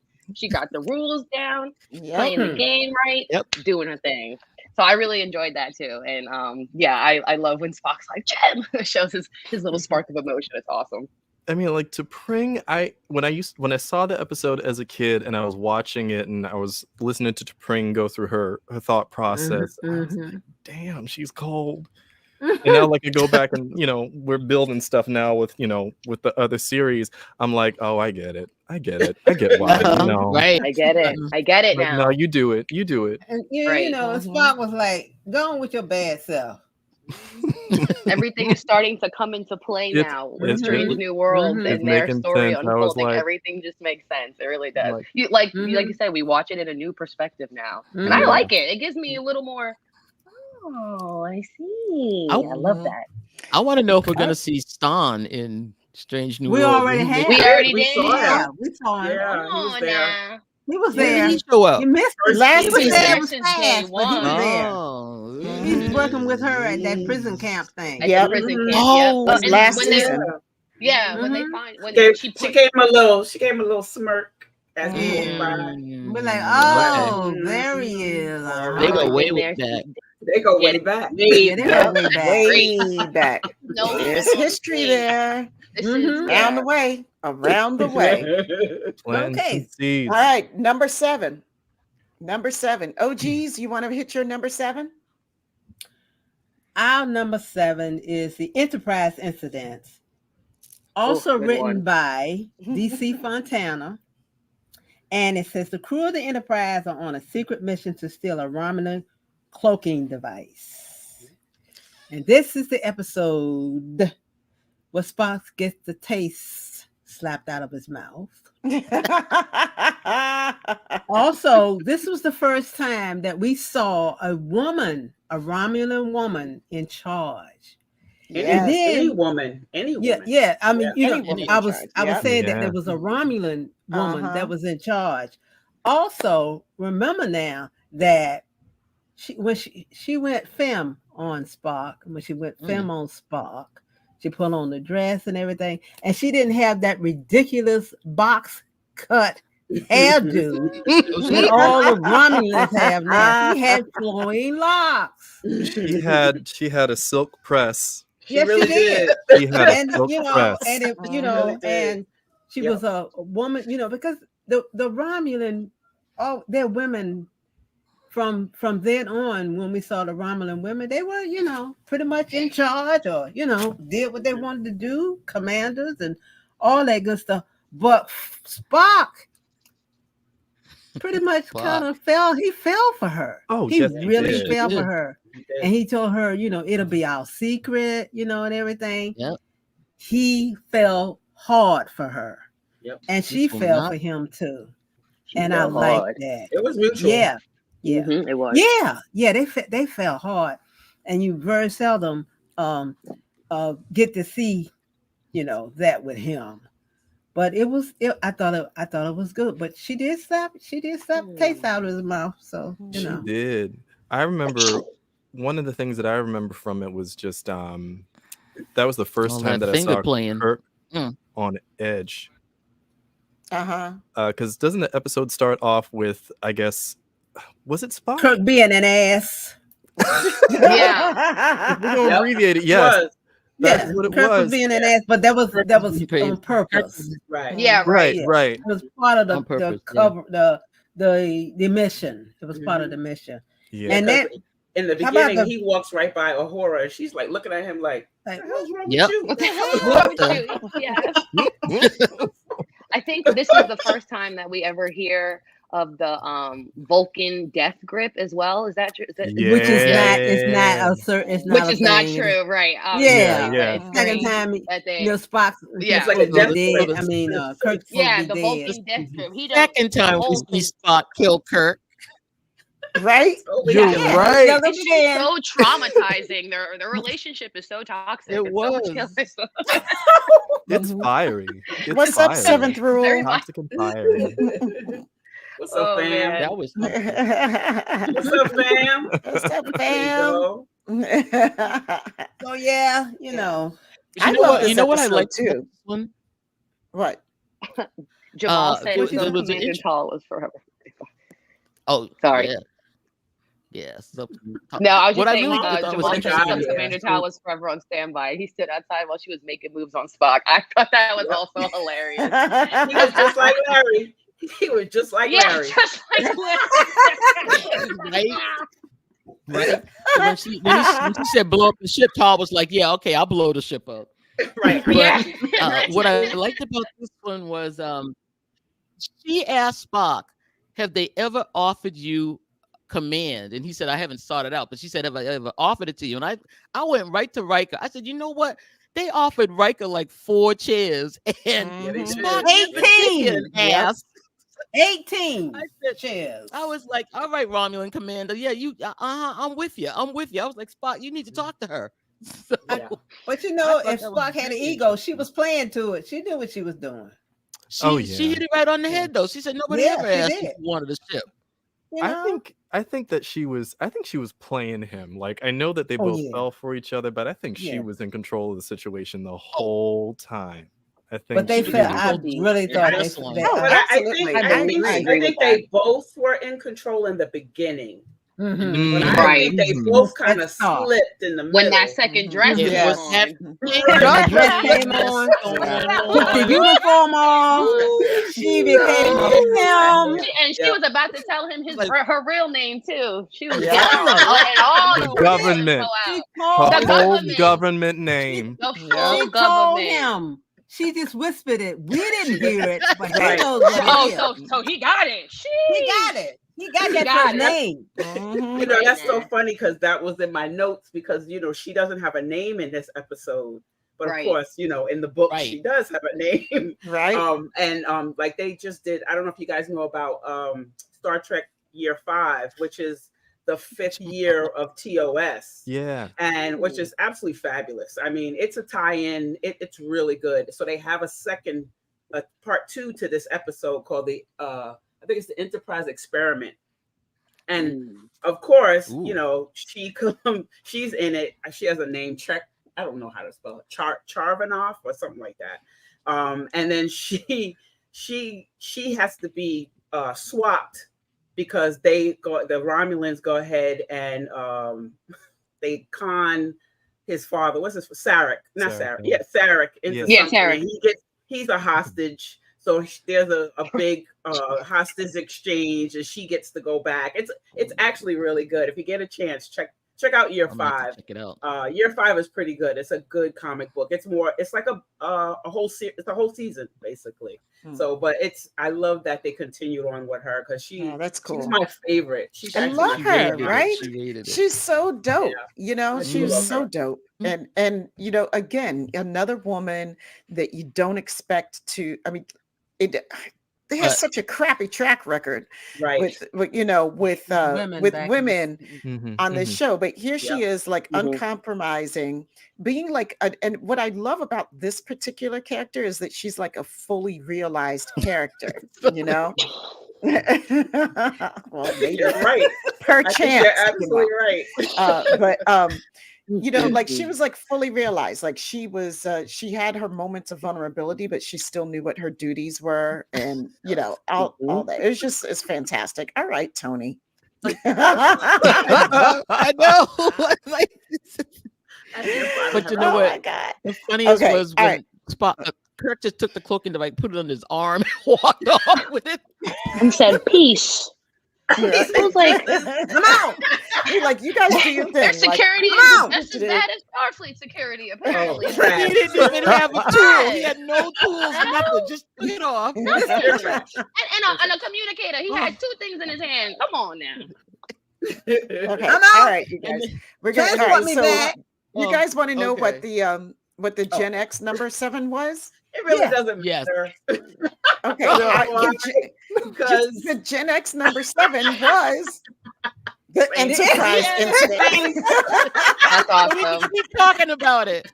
That's awesome. No, because now we're going to move on. We have beat this one to a pulp. We're going to move on.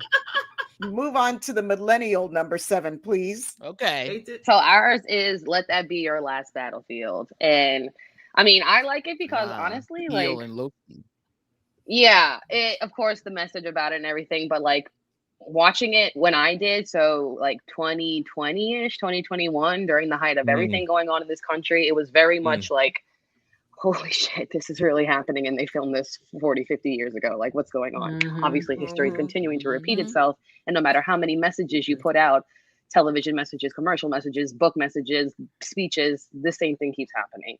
And honestly, in this episode, the Enterprise and the crew really don't do much to like help or not help Beale and Lokai. Like, the end of the show, they don't have any standing in how this incident plays out.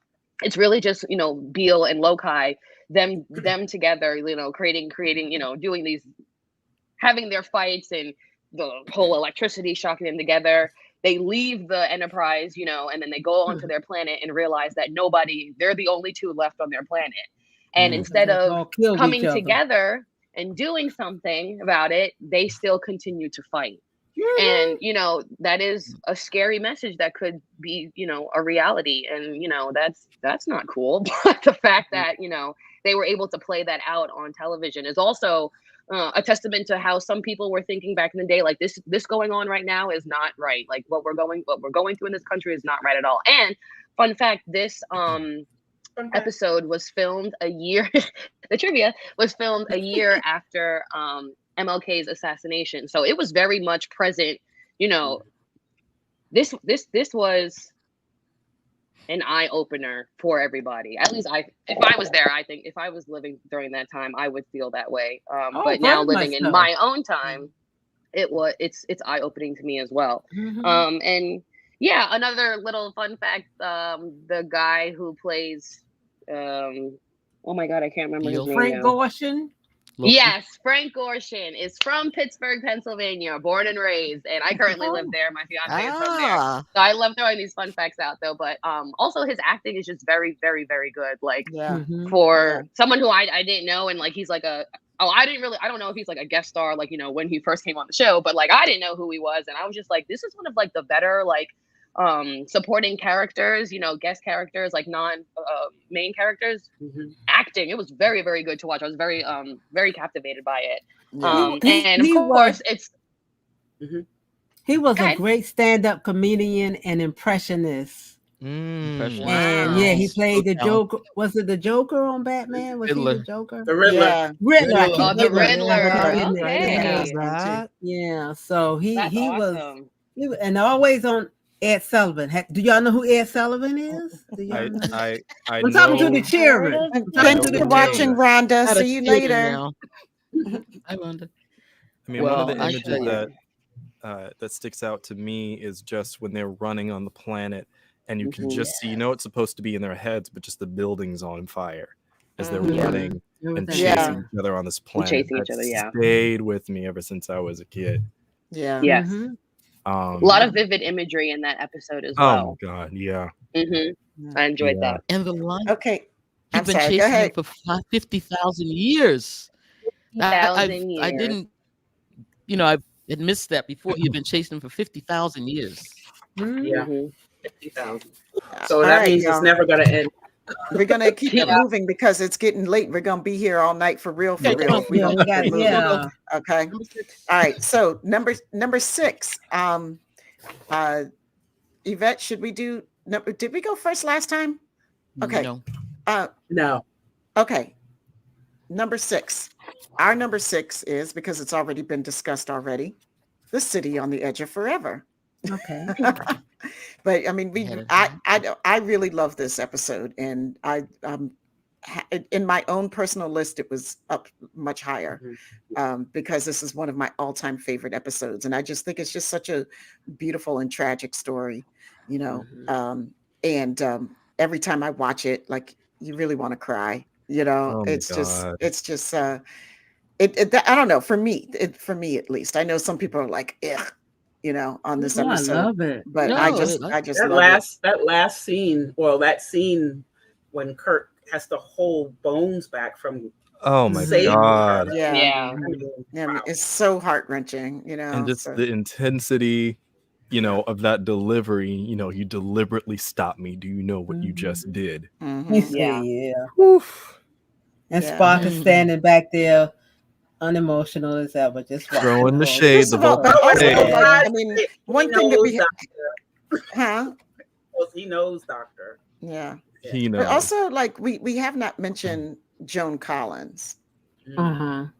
I mean, it's Joan Joan. Collins. Yeah, yeah. Need I say, well, it's Joan Yeah. Collins. And she did the hell out of that role. I mean, although it was hilarious thinking about her trying to like act like she was poor, like, because that woman was like that part was funny to me. That was kind of like Janet Jackson in Poetic Justice. I was like, no, not buying it. Looking too But, fly. No, John. No, John. but the love, like the depth of emotion between her and Kirk, like, I bought that, and I thought, as has been said, like, I think this is one of his better acting jobs with that, I think Kirk was very much impressed. Is enamored a good word? Oh, scientist, not English, but like, I think her vision of what the future, Oh my God. eventually actually happened. I think he was just more impressed and more like, this is someone who is thinking about the future, what Starfleet is about, the future, exploring what man can do, and eventually, what we hope can happen, where no one needs to go hungry, everyone can be fed. And it's a great thought, of course, but I think he was very much he was in love with that whole idea that she had, and it is heartbreaking because he turns his back is to her when he's grabbing Bones and stopping Bones. So Bones is seeing it happen, and he can't even look at it. So I mean, that speech that she gives when she's at the shelter, I personally, I will watch that speech sometimes if I'm having a bad day. I'll look at that speech and I'll just watch it over and over again just for a boost. That's beautiful. That's one of those classic Star Trek speeches. It truly is. And I had no idea that there was a ska song called William the way her Shatner. relationship. No idea. Someone please drop the link to the ska song. I need that in my life. Right? I mean, when I'm going to the gotta look gym. that up. Even the way she read Kirk and Spock. Oh yeah. when they first tried to, when Spock took her tool, she was like, "Excuse me, we don't take tools Maybe around that's why here." Harlan was so mad. Right.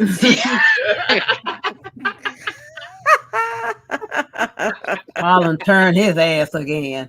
Woo, that was a good one. Yeah. All right. So Who's next? All right, Where are we? OGs. Okay, go ahead, OGs. number 6. All right, so we have for It's you, number Sabrina. 6. I got it. I'm saying it. We have for number 6, Space Seed, written Ooh, by That's Jim right. Jennings. That's right. Uh, Space Seed. That's right. Hmm. Season 1, episode 23. The Enterprise discovers an ancient spaceship carrying a genetically enhanced Superman from the late 20th century, Earth, and their enigmatic leader, Khan Noonien Singh. So I love this one. I know some people do not, but this one, hey, Doesn't we've got a matter. movie. We've got Doesn't- 2 movies Movie. coming out of this. Out of Yeah. just one episode. on! And we have the incredible Ricardo Montalban, who was Yes. the Latin lover of the And Beautiful. that was his real chest. Yeah, by the it was. way. His real That was chest. his that real chest. chest. He had that The chest back stretch. then. The stretch. I know women had costumes, but they gave Yes, Lord. Ricardo Stretch it out, Ricardo. That's right. That's like eugenics yoga. Just this. Yes. Right. This. I'm telling you. It was eugenics yoga. The Nehru That's jacket Remember- open to remember the when he belly tried to button. even- I was like, Yeah. okay. I mean, the Wrath of Khan was like up in the top 3 for movies, and this is the Yes, seed baby. for that movie. Yes. Yes. There you go. Yes. I can't take this one because the horror does Marla get slapped, and I was McIver. really upset about that. Oof. How about Oh, what? that bit. Oop. I'm sorry, Tony. Tony said tattoo was still in the pod. tattoo, boss, Tattoo. plane. Oh my God, you guys are killing me. Space Seed. Oh my God. Jamal, you're right. You're right. You're right, 200 Jamal. years. You You're need to right. do some stretches. Yeah, Yeah. the guy Right. was Right. like Right. stupid from the So minute damn she saw. reasonable, Jamal. Right.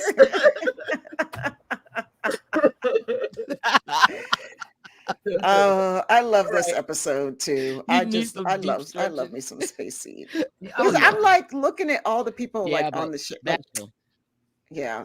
What's the nurse's name? Or what was her name? The lady that went all like, oh yeah, Khan's the best. Oh, like that's the that was Marla the, MacGyvers. Yeah. MacGyvers. Kurt Yeah. couldn't get a name right. What's your name? How McGivers. about, how about when MacGyver. he took her hair down? Oh, look at your hair. all right. my And she was God. all Took like, her hair down. oh. Oh. She was feeling it after that She because was that's all we done. saw her was with her hair down She- after that. After that, the hair was down. Yeah. I was like, really, girl? Is Over. that all it It was takes? over. yeah. That's all it took. It was all it took. That's No, all it took. he was done on the spaceship. When she saw him in the box, she was done. Yeah. Listen. Right. And Oh I'm yeah, laughing this is She, true. she Get a got chewed report. out when she got back. Yeah, she got chewed Wait, out when she got back. Mac. He also had a silk press. He really did. Yes.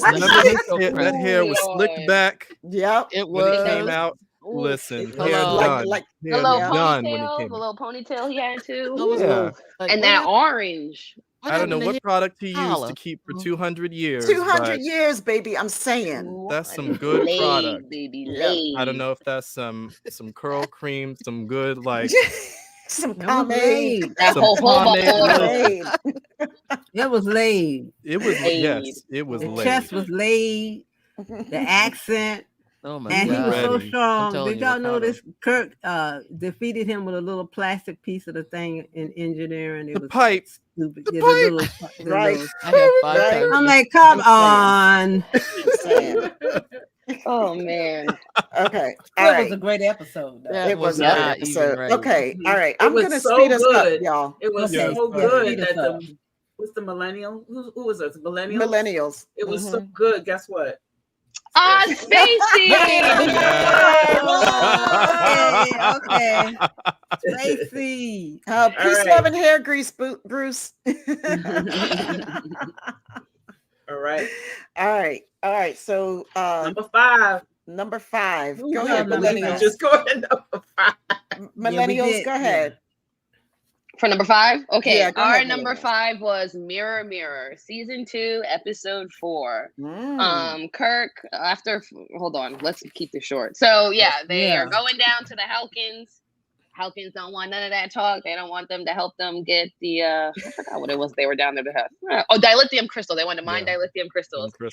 So as they were trying to transport back up to the Enterprise, they ended up getting switcherooed and ended up in the mirror universe. It is awesome. They're dressed up in these badass uniforms. Ahura got the tight stomach. Go ahead. Them abs, them abs, though. Them abs was out there. And yeah, it just gets crazy from there. Spock has a goatee. There's what do you call those things? Agonizers. That's wild. Like people are just hurt. Sulu wants to slap her around the galaxy. Now, why is it a portable device is beyond me. So that's scary.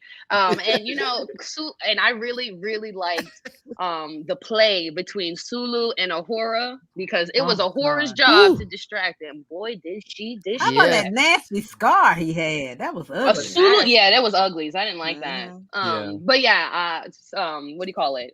Mirror Mirror, great episode. Love when we finally get to see That was a mark Mirror of honor for him. Yeah, we get to see Mirror Kirk, and he's just getting dragged to the brig, and he's like, "Let me go!" My favorite part. That's my favorite part. Another great performance by Shatner. Another great one-liner. Look at you out. It's like, are you going crazy?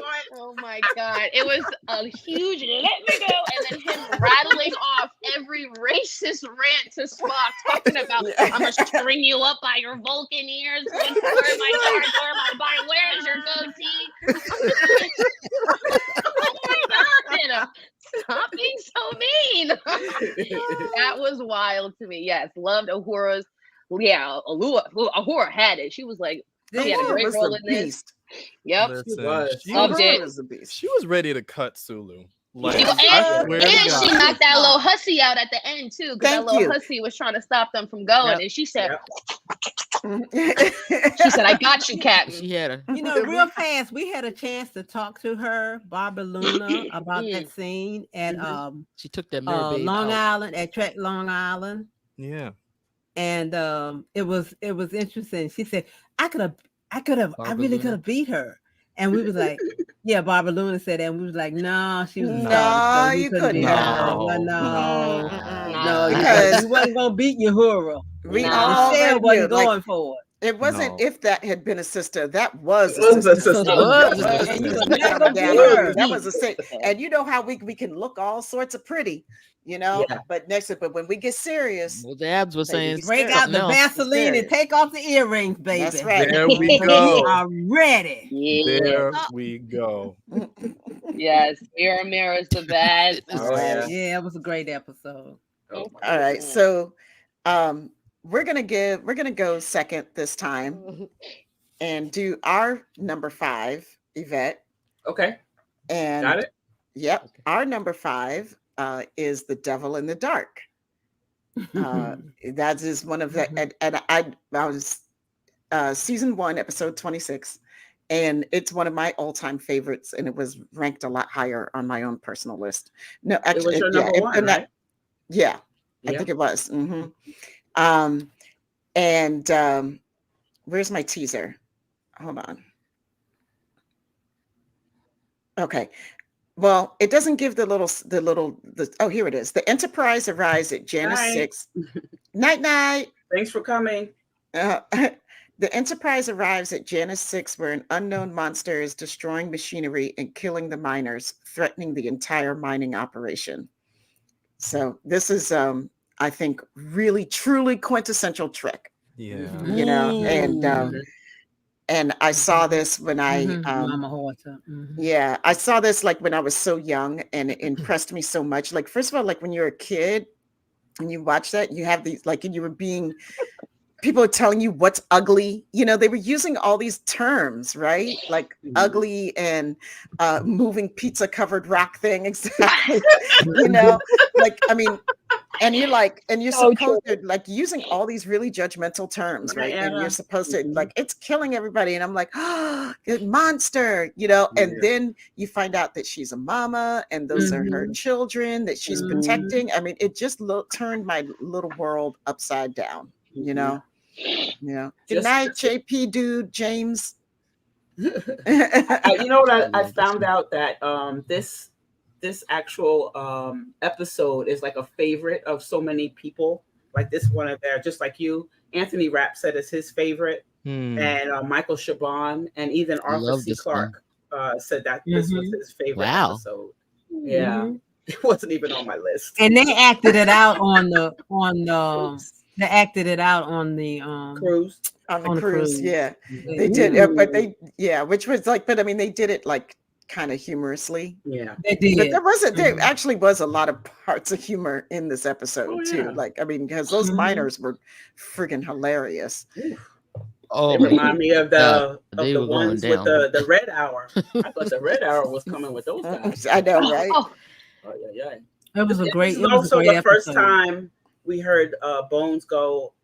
Hey, I'm a doctor. Kiddo Wesley was in charge of the red shirt. So he's dead, Jim. He's dead, Jim.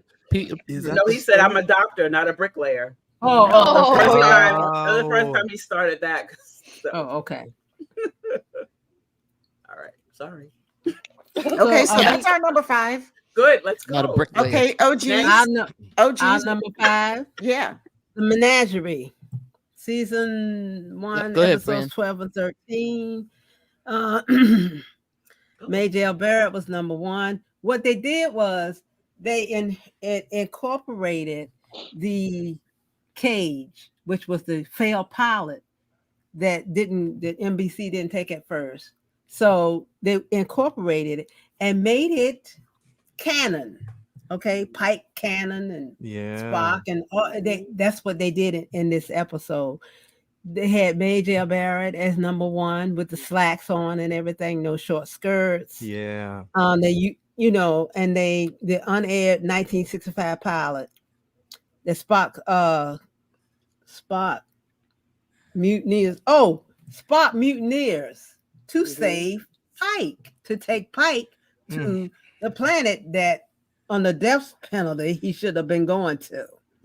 But he had served with him for so long. And you see why, now Strange New World is letting you know this is why this guy's so loyal to him, because they were loyal to each other, and they made that canon. I like the way that they made that canon. And another thing, one of the trivia things was like, it didn't even take them a week to do this because most of it was used footage. So it was like a bottle episode, they say.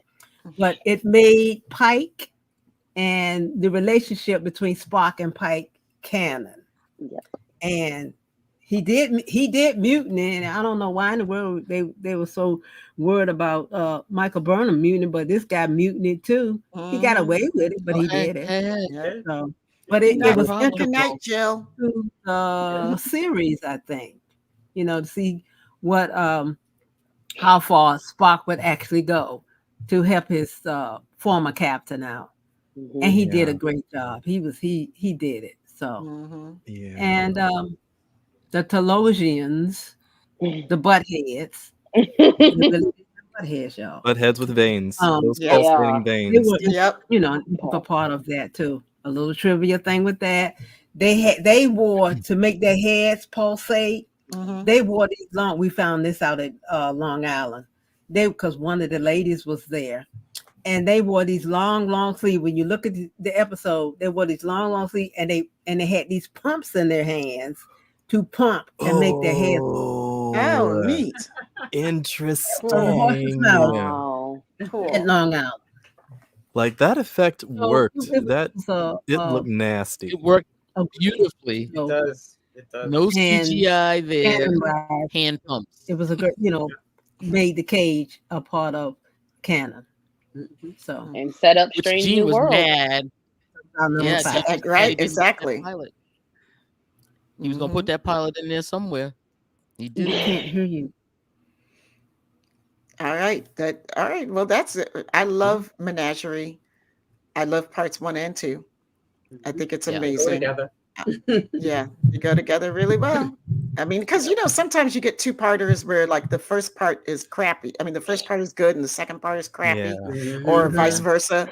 Yeah. But that not so the case, at least in my opinion, with these two. Also, there's just I All right. remember. Sorry, go ahead. Go ahead. No, go ahead. I just remember being a kid watching that too. But that's one of like the first TOS episodes that I saw as a kid, and seeing the ending for Pike in the 2-parter where he gets to go off and be with Vina. I don't know. There was just something very sweet about that he gets to live out the rest of his life there with her, and he's happy. And his Happy horses. and handsome and And his whole. horses. Tango. Because he starts Strange New Worlds riding on that horse. Right. It's the one that he talks about in the cave. I remember that in gorgeous Menagerie. hair swinging around. Yes. Okay, where are we? Whose turn is it? 4. Okay, everybody's gone for number 5, right? We did. Yeah. Okay. Yep. Number 4. Okay, Number millennials, 4. take it away. All right. Our number 4 is the Tholian Web, season 3, Yay. episode 9. Just a quick, cute little summary. The Enterprise enters an uncharted region of space, searching for the USS Defiant. The Defiant is found adrift, and a boarding party boards the Enterprise. And long story short, we lose Kirk in this episode, or at least we think we do. We think that he's dead Again. Again. We think he's dead again. That man dies a lot. Kirk has died yet again. Yeah. But this was more official because they had to do Spock and McCoy had to read his little video at the end. So this was this almost was like, oh God, he's dead. It felt for real, but felt also so like real. in this episode, this is like, because I mean, when I think about Strange New Worlds and I think about now, this is like one of the many times now that Uhura has been like, now look, y'all, I heard what I heard, or I saw what I saw. Yes. True that. Like, very true. How many times does she have to be like, listen? Right. And Uhura, I like, know what I know. She saves the day. We went through this again. Yeah. They ended the sick bay, and it's like, look, I know what I saw. Yeah. Right. Yeah. I'm not crazy. Glad they acknowledged her at the McCoy releases her and you're like, you were right, you did see the captain. Well, I'm crazy. I'm not crazy. It took them like 18 years to do it, though. I was like, thank you, Tony. I mean, like, she's on the bridge for a reason. She's got her rank for a reason, right? She's got her job for a reason. And the first time she's telling y'all she sees something, y'all like, you're crazy, bitch. Like, wait, what? Exactly. No, that's wrong. Right. No. Yep. I mean, the way it They is. listen to everybody else's. They listen to everybody else's crazy stuff that they heard. Right. Beverly, when she thought she heard the voices, of course. Okay, let's run some tests. Nothing. Yes. Oh, when everybody was gone. When everybody was leaving, yeah. Everybody was missing. Nobody said nothing. They were like, okay. Right. I see what you're saying. And you also get to see Nichelle do more I was about to as say, well. I was like, Yeah. I remember Yes, being a she kid is. thinking, I get to see her stretch and like act, and I enjoyed that. Okay. All right. Oh, geez, you want to And go? this gives us the Defiant, which appears so many other times. The Defiant comes in so many other times. I love that this is when it appears. Yeah. Yep. What's up, You're other one? up, We Sabrina. have number four Four. is the trouble. The trouble with tribbles, which we have done to death. Already so done. Yeah. Yes. we had it up, I think, the highest, right? Trouble. Yeah, you guys had it the We highest. love that one. On my personal list, it was about at the same spot. Same. Mine Okay. too, yeah. Yeah. Okay. Yeah. Okay. All right. Love that Our one. number 4. All right. Gen Oh, X number sorry. 4. One little fact about Trouble with Tribbles. That was the first time they got to say the word pregnant And so funny, Oh, I'm pregnant. Oh. Okay. yeah, on television, they were banned from On saying TV. that word pregnant from a previous Desi Lou production. Right. They had to change I the Love word pregnant. Lucy. Yep. Yes, it was one of Yes, it was I Love Lucy. and That's they right. had You're to right, change Fran. it That's They right. could from not say pregnant to pregnant. expecting. I remember. Yep. Wow. This is the first time they say pregnant on TV. Yep. Wow. That's On a triple. That's a Wild. good, that's a good I'm so factoid. glad that came up because I remembered that fun fact later, and I was like, "Dang it!" That is a Yep, really they good couldn't say that. factoid. So Yeah. McCoy Okay, so saying, ours is mirror as far as I mirror. can figure out, they're practically We've done born that to pregnant. death. Our Yes. So number number 4 is three. mirror mirror. So Right. okay, number 3. Gen X. We'll do that because it's already been done. All Well, right. I think they've all been done. Yep. Number 3 for Yeah, Gen X is Menagerie Part 1 and 2. Ta-da! Same Yay. reason. Yep, for exactly the same reasons we said before. Okay. Okay. OGs. Oh, I'm sorry, Tamia. Our number 3. Go ahead. Yes. Our number 3 is Mirror Mirror. So Nice. we've done that. Yeah. Millennials, your number 3? Our number 3 is Enterprise Incident. Yes. Da-da-da. Wow, you Yes. got it way up Yes. there. I love it. Alright. She is a badass. She Yes, she is. commands. Mhm. Love that one.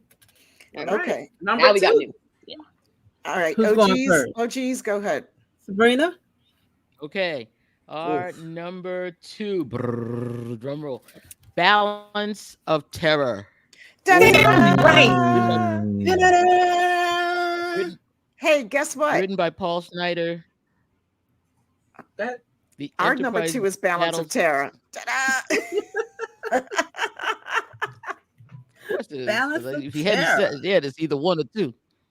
So Mhm. I guess I don't have to read my synopsis because you. No, do it, do it, No. do it, because we're only going to do it one time. So you got it. Well, then, okay. The Enterprise battles a Romulan ships suspected of destroying outposts near the neutral zone. So this is the first time that we hear of the neutral zone. This is a Yep. big one. Yep. And tell me if I'm wrong. Does not this commander mention that he turned on the cloak? Didn't we hear of the cloak in this one? Yeah. Weren't they cloaked Yeah. at Yes. one point? yes. Yes. This yes. should be 'cause the then they first time we hear of the say cloaking in, device. I in thought the it was a Enterprise screen. incident that this is the first time they're hearing about the cloak. I'm like, no, That's another this is the trivia on first time we Amazon hear of the Prime. cloak. Yeah. He said, turn on our cloak. Somebody Mhm. look it up. But I think they Well, heard it about it was here, us. and that's why they sent Kirk over there to get it. To go get it. Yeah. Tony Aponte says yes. Yes, so Okay. Okay. right. So Oh, I So don't know this is what the you're one that saying yes to, they had a Tony. cloak. I'm just pulling Okay, you so out. people are Jamal will bear me out. Come on, Jamal, say something. If this is the first time we I hear know about the Jamal cloak, will know. They didn't say it was a cloaking device, but they said Jamal is looking it up right now, I'm sure. Anyway, the other thing too, this is like a direct descendant of every World War II submarine movie. This is Run Silent, Run Deep. This is Clark Gable in the Bongo Straits. If anybody's seen that movie, please go ahead. Gregory But, Peck. Yeah, And, I love this one. I Robert love this one so Mitchum. much. Yeah, Robert Mark Mitchum, Leonard. yeah. Oh, The Gregory animal below. Peck. Yeah. His grandson is now Spock. Yeah. Yes. Oh, yes. Yeah. Yeah. Which another fun fact, Gregory Peck and Leonard Nimoy were in a show together where Leonard Nimoy was the doctor No and way. Gregory Peck was the patient. I don't know the show. Don't ask me. One of the parallels of life, like your granddad. I know the name of that movie. I knew you would. I'm gonna. I Oh, remember Jamal's got my back. All right. when I first saw this episode, and they showed the Romulan. Now I saw this. I didn't see this episode really when it first came on. I saw it later, and they showed the Romulan. I'm going, wait, Spock's dad is a Romulan? Right? I know. I was so confused. That's called budget. That's budget. Oh, I really got to watch TOS because I totally missed everything. They just put a few gray hairs in his eyebrows and some on his head. And in real life, I think he's like 6 years older than Leonard. Right, that's right. Leonard Nimoy is 6 years Yeah. older than Leonard. Love that. Yeah. No, Let's I, do I Leonard. said Leonard he's is about older. 6. Yeah, he's Oh, about his name 6 is years Mark They had to older back him than up all Leonard. over the place. Mark, Yeah. what's his Mark Leonard Mark Leonard. Yeah. Mark Mark Leonard Leonard, yeah. They had to gray him up to be Sarek. to be his dad. Okay. Okay, And I- millennials. What's your number 2? Our number 2 is Arena. Yeah. Whoa! Yeah. Look at that. Yeah. That nerd chest. The Gorn. That nerd chest. Yes. The Gorn. The Gorn. From season 1, episode 18, the Enterprise arrives at Cestus 3, the outpost by invitation of its commanding officer. Right, Jamal. Unfortunately, Kirk, Spock, and McCoy find the outpost obliterated, and the morality play ensues in that episode. Okay. Yeah. And The summary is that Kirk fights the Gorn. yes, Kirk, This is definitely Fight the a Kirk-centric episode too. He has his monologue. He's talking onto the communicator that they gave Let's him. not forget the torn shirt. Yeah. Oh, I'm not gonna forget the torn shirt now. That's why it's number 2. we gotta That's my stand. favorite Kirk. We gotta run. stand for the double fist. And The double fist, yep. The mhm. double fist. Oh my And Like it- the and it- choreography. And without this episode, we would never have had that fantastic scene in Galaxy Quest. I'm just I saying. love that. I love Like you that knew it whole was scene in badass. Galaxy Quest where he's fighting The the rock is music, just the music, exactly the everything. arena. Yep. Mhm. Exactly the same. Yes. scene. I like the Right. old school Gorn didn't Gorn. have a tail. That tail, I don't know Oh if my anyone's God. seen the new Strange New Worlds, but that tail that they put on that Gorn was wild. This old Gorn did not have a tail, and a tail is No, it's everything. still out of A tail gas- gives you gas agility, No. speed, balance. Nah. Nothing. Yeah, trunk. The OG Darmok. Okay, Yes. I like that. That's very, it's true. I like That is that. true. The paper mache costume to go on war. That was they had no money. They I mean, had listen. absolutely no budget for that costume. Out in Nope. that It was all- sun, that It was actor, I'm sure funny. Uh-huh. that suit was hot. Yeah. Okay, nice. Hot as hell. Yeah, You know that suit was hot. Oh yeah. It's hard. yeah, they did tell you. Hot. I'm Like was I'm growling. really excited to see how they get from the Gorn that we're getting in Strange Yeah. New Worlds to Oh, this, Yes. God. to this Yes. zombie. Yeah, because zombie looking Spock, Gorn. obviously Spock has had an encounter with the Gorn already on Strange New Worlds, and it's like he didn't know them at all, of course, on this episode. So I can't wait for them to see how they put it together. Put that back up there again, Hey,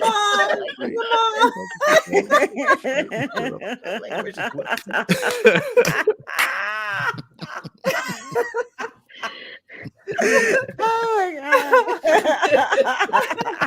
god. Oh, hey, Jamie. No way. Casey. Oh my god. Oh, that's okay. some cool trivia. It Okay. is, isn't it? Okay. Oh, well, that's cool. What is he, 113 Yeah, now? it's What? Tony saying this. It's Tony saying this now. Fred, you said, is he 113? And 13 now. Okay, 112. But you know, Hot Okay. dog Oh my water God. coming out of the Gorn. Hi, Jamie. What And Casey. Oh, one thing I hot do dog want to say was water. that opening where the Gorns destroy the outpost and that poor guy is down below the rock. That was one of the best openings where the Enterprise couldn't help those guys True. at all, yeah. and Yeah. you had that And ball of explosions and whatever stuff. coming at him, and Mhm. he was Yeah. screaming, and they just saw. I was like, "Damn, that put the fear of God in me right there." I was like, "Well, who are these mugs?" Right. You know, Right. And you know what else this And episode gave Sulu. us? Like great fight music. Yeah. This is the Yeah. first time I heard yeah. that fight music. Yeah, Yeah, that. That one. Also, I think this is maybe the first time we see Sulu in command of the ship too. I mean, not he has control of the bridge. I think that's the first so. time we see that. I like that too. Well, so where Yeah. was Scotty? Cause isn't he like third in charge? Yeah. Was he down Filming there? another movie? I don't know. Maybe he was. I mean, 'Cause I don't. Yeah. He's down engineering. Engineering. Oh, okay, but I think he's third. I think he's. I mean, He yeah, is, like, he you're is. right. Normally, Oh yeah. when Kirk and Spock are gone, he's the one. It's That's gonna Scotty, They bring didn't yeah. call him right? up from Scotty. engineering. Yeah. Yeah, no, they didn't call him up. No, they didn't. All right, guys. All right. So it's time. Is it? Wait, did you guys reveal your number 2 yet? We did ours. Oh, yeah. No, everybody's done. Okay. did ours. Number Yeah. one. Balance of Terror. Number 1 reveals. Okay. You all go Millennials. first. Huh? Y'all go first. Why don't you Gen X's go first? No, we'll go last. No, we'll go last. No. We're letting We'll millennials go go. last. We'll go last. We're letting Okay, millennials go our first. We'll number let the one. millennials go. Our number 1 episode is Balance of Terror, season 1. Oh, episode okay. one. Okay. Yes. All right. We were all close. right. We were close. We were close. But Yeah. Arena was, Yeah. yeah. Balance of Terror is definitely number 1. First time we see the Romulans. It is very, for me at least, I was on the edge of my seat the whole time watching it. Just like, we don't know what we're looking for. We're all on this pursuit together. It was very intense. It was very captivating. And I think, like, that's probably what got me into Star Trek, because I watched it in order when I first watched it. And this was what, season 1, episode 14. And it was just like, we were trugging along through this first season. And I was like, okay, you know, and then the hype will come. And the hype came. Let's go. Oh man. As soon as my mom asked me if I could do top 10, this was the first episode I thought of. So this was my number 1, like, from get-go. This is a great episode. It just, yeah, that's all I can say. Great episode. It is. I think for me, the very interesting thing was when I was a kid watching this episode. I think up until that point, the other episodes were so much about diplomacy and finding the way to talk this out or finding a common ground. And this episode, you know, Kirk and Spock and Scotty, and I can't remember who else is in the room at the time, but they're basically agreeing to fight, to prevent a fight. Which is, I mean, now, you know, watching it, you know, being older, I get it. But as a kid, I was like, oh, they're fighting. You know, so it was interesting. And then to kind of be exposed to, I guess, this code of honor of sorts at the end. You know, Kirk and the Romulan commander have this little dialogue where, you know, the Romulan commander says, I would have called you friend in another lifetime. In another lifetime. And, you know, he self-destructs the ship. But there's this understanding between the two of them. And it's almost like, you know, good game. And they're like shaking hands. You can feel it.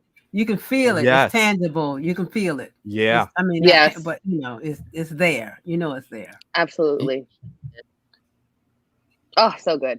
Yeah. You'll see that theme with the Romulans saying that in a few other episodes where the Romulans are a war culture, but you have these Romulans that they weren't, or, you know, that's their culture and that's their way of life. But they're like, hey, if we'd been in any other place, I would have been your friend. We saw it with Picard and one of the Romulans, and we see it again in even in Voyager.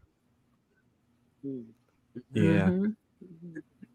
Oh yes, that's right. She is. Yeah. Yeah. She's showing skills. Yeah. I remember that. She got them. She got them. Is that the one where she's under? Okay. Wait, is she underneath the console? And then Spock goes, she's trying to fix it, and Spock's like, "Please hurry as fast as you can." And she's like, "I'm doing my best. It's a lot of intricate work." And he's like, "I can think of no one better to get the job done." Yeah. I was like, "Ah, that's the love story." Yeah. That's right.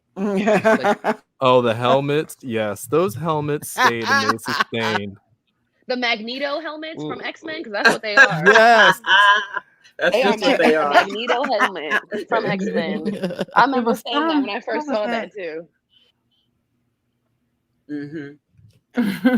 Oh, okay. Well, I just heard Okay. All right. what Y'all go you ahead. gotta watch it with Balance of Terror. Watch the director in this one is fantastic. Yeah, he made this feel like a very enclosed, almost submarine. Yes. You're seeing Yeah. all Between the these two really of them. Yeah. close-up Yep. shots. He's making it feel claustrophobic. You know, he's not giving them any room.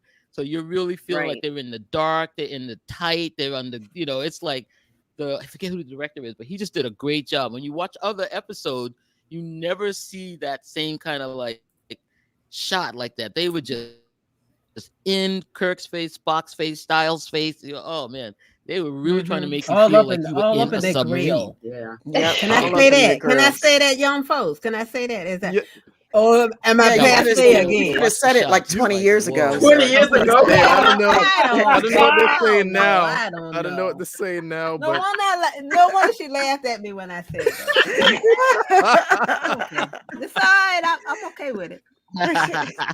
All right. Since you're okay with it, OGs, give us your number Yep. one. Go for it. Number one is Journey to Babel. Good one. Mm. Good one. Television Very two, good Love it. one. episode That's a 10, good one.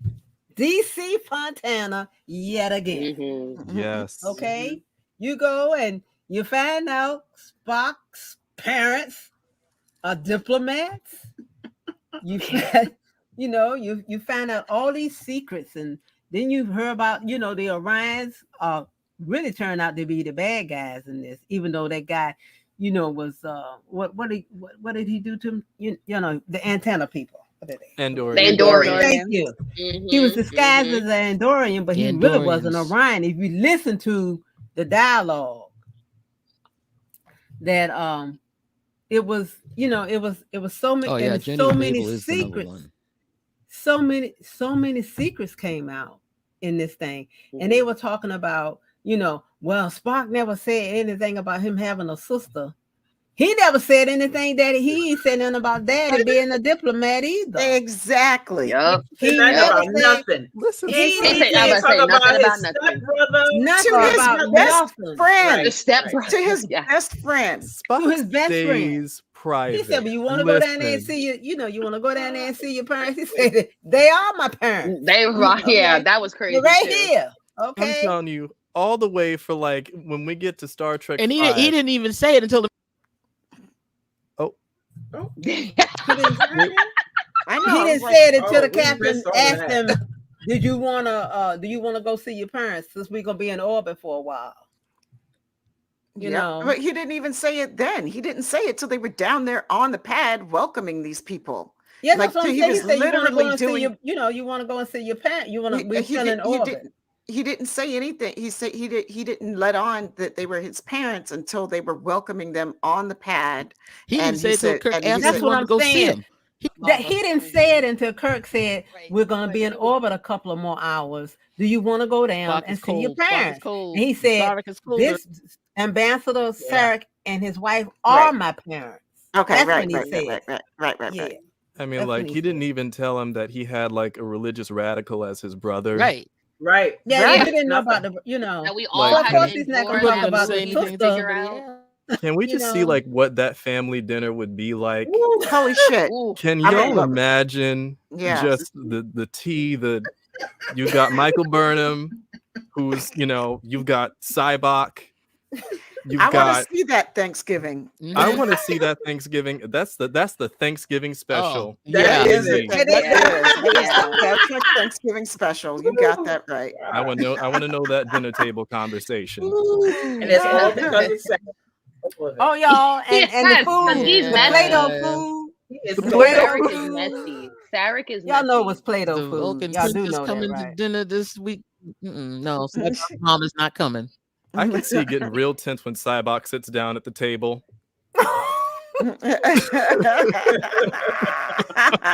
Okay, y'all. I mean, Okay. Sarek is right up there with Worf as daddy material. Okay, Oh yeah. think Yeah. about it. Yeah, you're Crazy right. I think Cybok Sarek comes is from worse. college.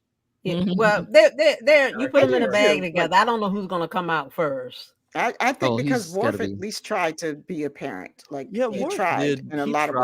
tried. He Like tried in a lot of ways, and he kept really coming did. back to keep trying again. Even Yeah, though he he was did. reluctant, he kept trying. Sarek was like, screw Gave you. up. You're Yeah, dead gave to up. me. Mm-hmm. Period. Yes, she was. And that Amanda. hair. Hey, that messed up. hair. hey, listen, Both she his picked kids. that fool. Yeah, Okay? she She did. did. She She picked That was married her him. bed. So She that's was She her on bed. her. married him. And But she moved was to still Vulcan. strong. And moved Right. and moved to Yeah. Vulcan. Okay, She had a and that's- long time to think and about let's not that. forget. Let's not forget. Spock got slapped into next week Again. by his mom. Oh, that's right. Mhm. I was Oh, That slapping one you into always next week, make and that's what she me did. cry a little Spoilers. bit too, because poor Spock, he was like, Amanda held got- it down. She Look, did. I'm just She saying, did. She, Yeah. but she you know, held it she down. I'm just- thinking she from. asked for that. She knew what she was getting She herself asked into. for that. Oh no! I'm sorry. She knew it. Put that Come back on. up there again. I'm sorry. Put that back up. The shade sorry. giving special. Hold on. Where Yes. did it go? The shade Food giving is hot. special. Attitude is very cold. Yes. This was a very cold. Listen. That's right. That was JR. Shade giving. Good job, JR. We need to see it. Oh my god! my Oh my goodness. god! That's That's the what guy. Okay. Amanda All right. tucking Right. that shawl Uh, back. This is what it okay. means to be. All right. Cock that shawl. Okay. Well, we're ready. Yvette, are you ready to announce our number one? The Sure, Gen why X not? number- So the our number controversial one. topic. Yeah, okay. Right. Our number one is The Cage. Yes. So we picked The Cage as number one, even though some people don't believe it's TOS. Well, if it wasn't for The Cage, guess what? There ain't no way in the world I would even watch TOS. When I saw it come on in 1988 with TNG, I saw that, you know, there was a female first officer called Number One. And I, you know, watching TNG and knowing that that came from this woman who acted her ass off. Then to find out it's Major Barrett, who is crazy Roxana Troy, who I absolutely adore. I love And her. it just made me love The Cage even more. I watch The Cage all the time.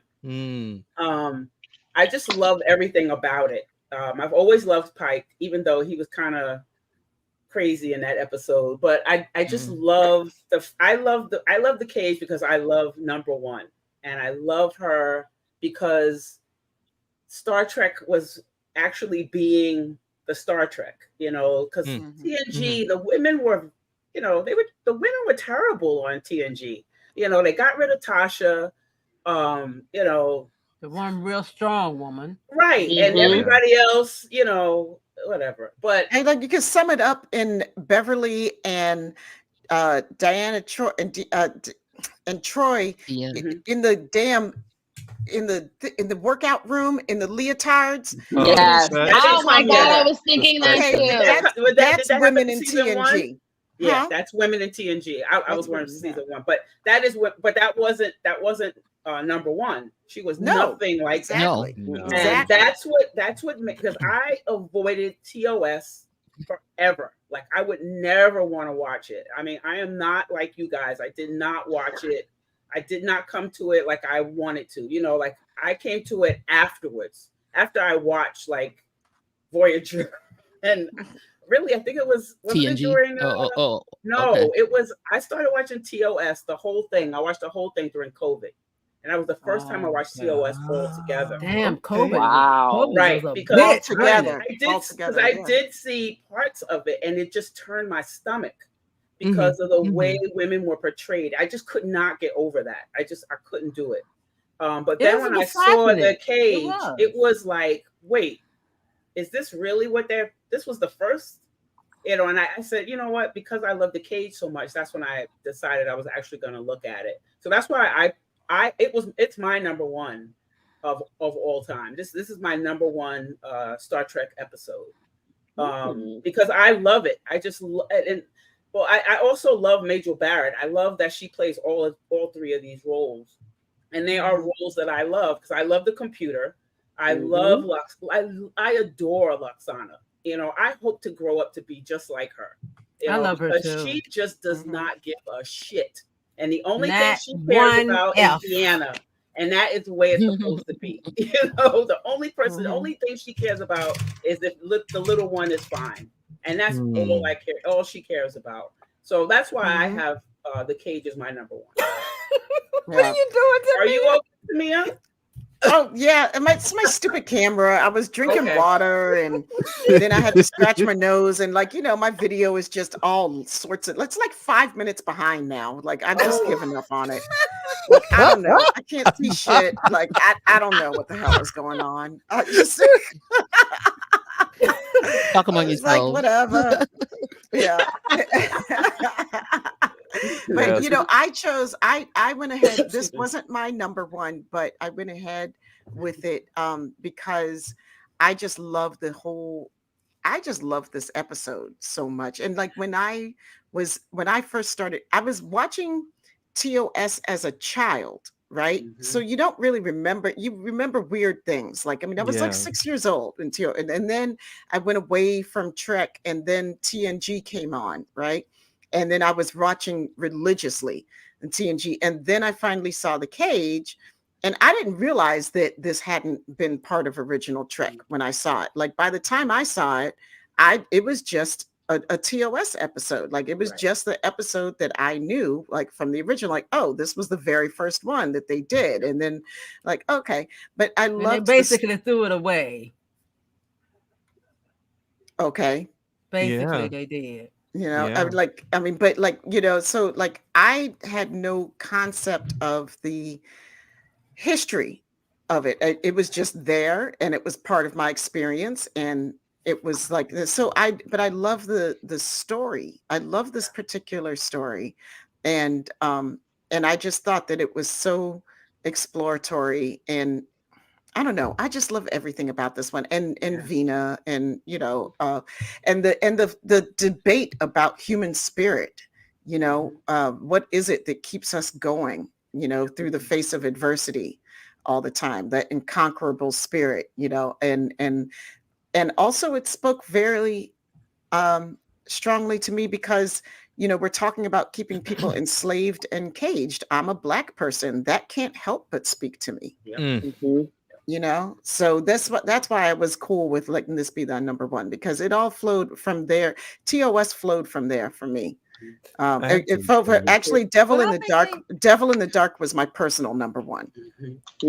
Honestly, I remember I think The Cage may have been the first TOS episode that I saw, because I remember my mom bought me I remember the VHS tape, and it was a VHS tape of The Cage, and I remember in the VHS there's like a little introduction that Gene Roddenberry does, and maybe he was talking about this being an unaired episode or something along those lines. But I think that was also the first time that I knew who Gene Roddenberry was. I was like, oh, that's the guy that, and oh, that's this, okay.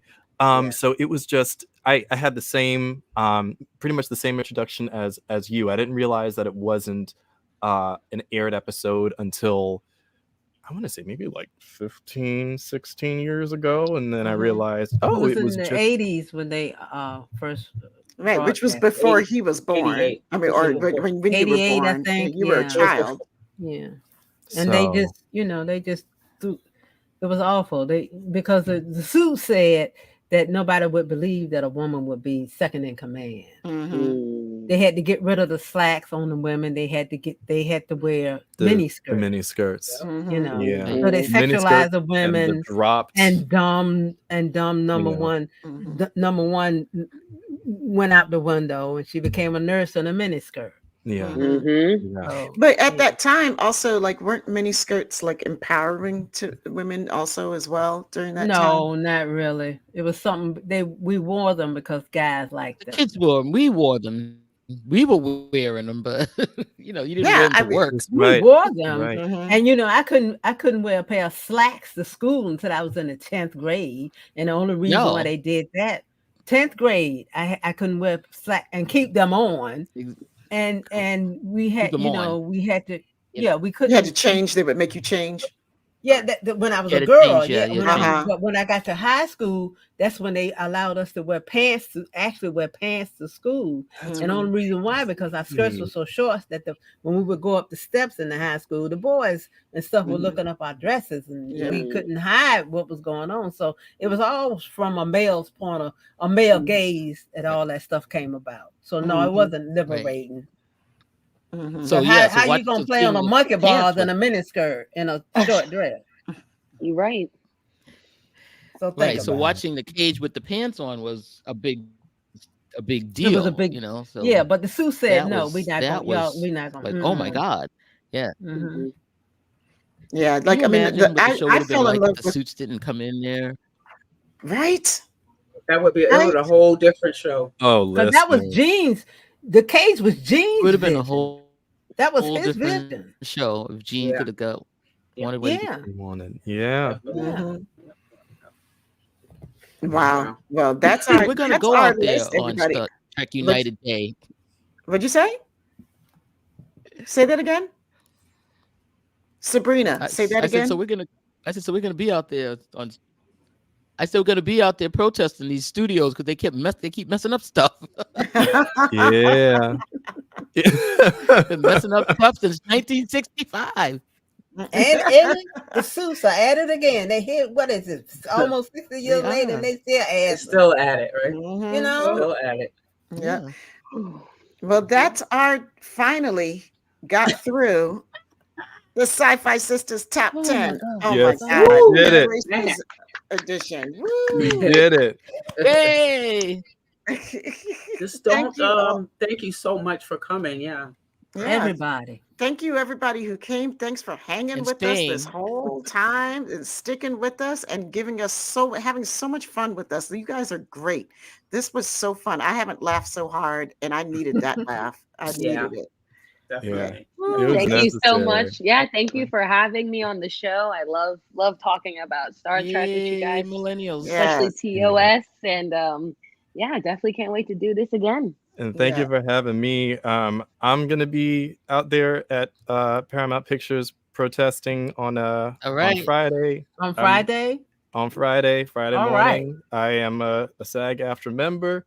I Nice. joked around and said I am not in good standing right now. I just don't have it in the budget. Mhm. And thank you, Michelle and Natalia. I'm going to look into that payment Yes. plan for Yes. the Yeah. That's awesome. SAG Yeah. dues. I'm going to look into that. Jonathan, Michelle, John Billingsley, thank you for coming on and making that known. We have to get out there. So And also the link for the SAG-AFTRA Foundation is in the description of this show. So click on that if you can help, and if you can't do it that way, then like they said, you can, get on your socials, start telling the suits what you want, because you're paying for it. It helps. Yeah. And one last plug for us. If you haven't already, please hit like on the video and put a comment down for us and subscribe. And please subscribe, because we're going to be doing a lot more of these. Probably not 2.5 hours long. we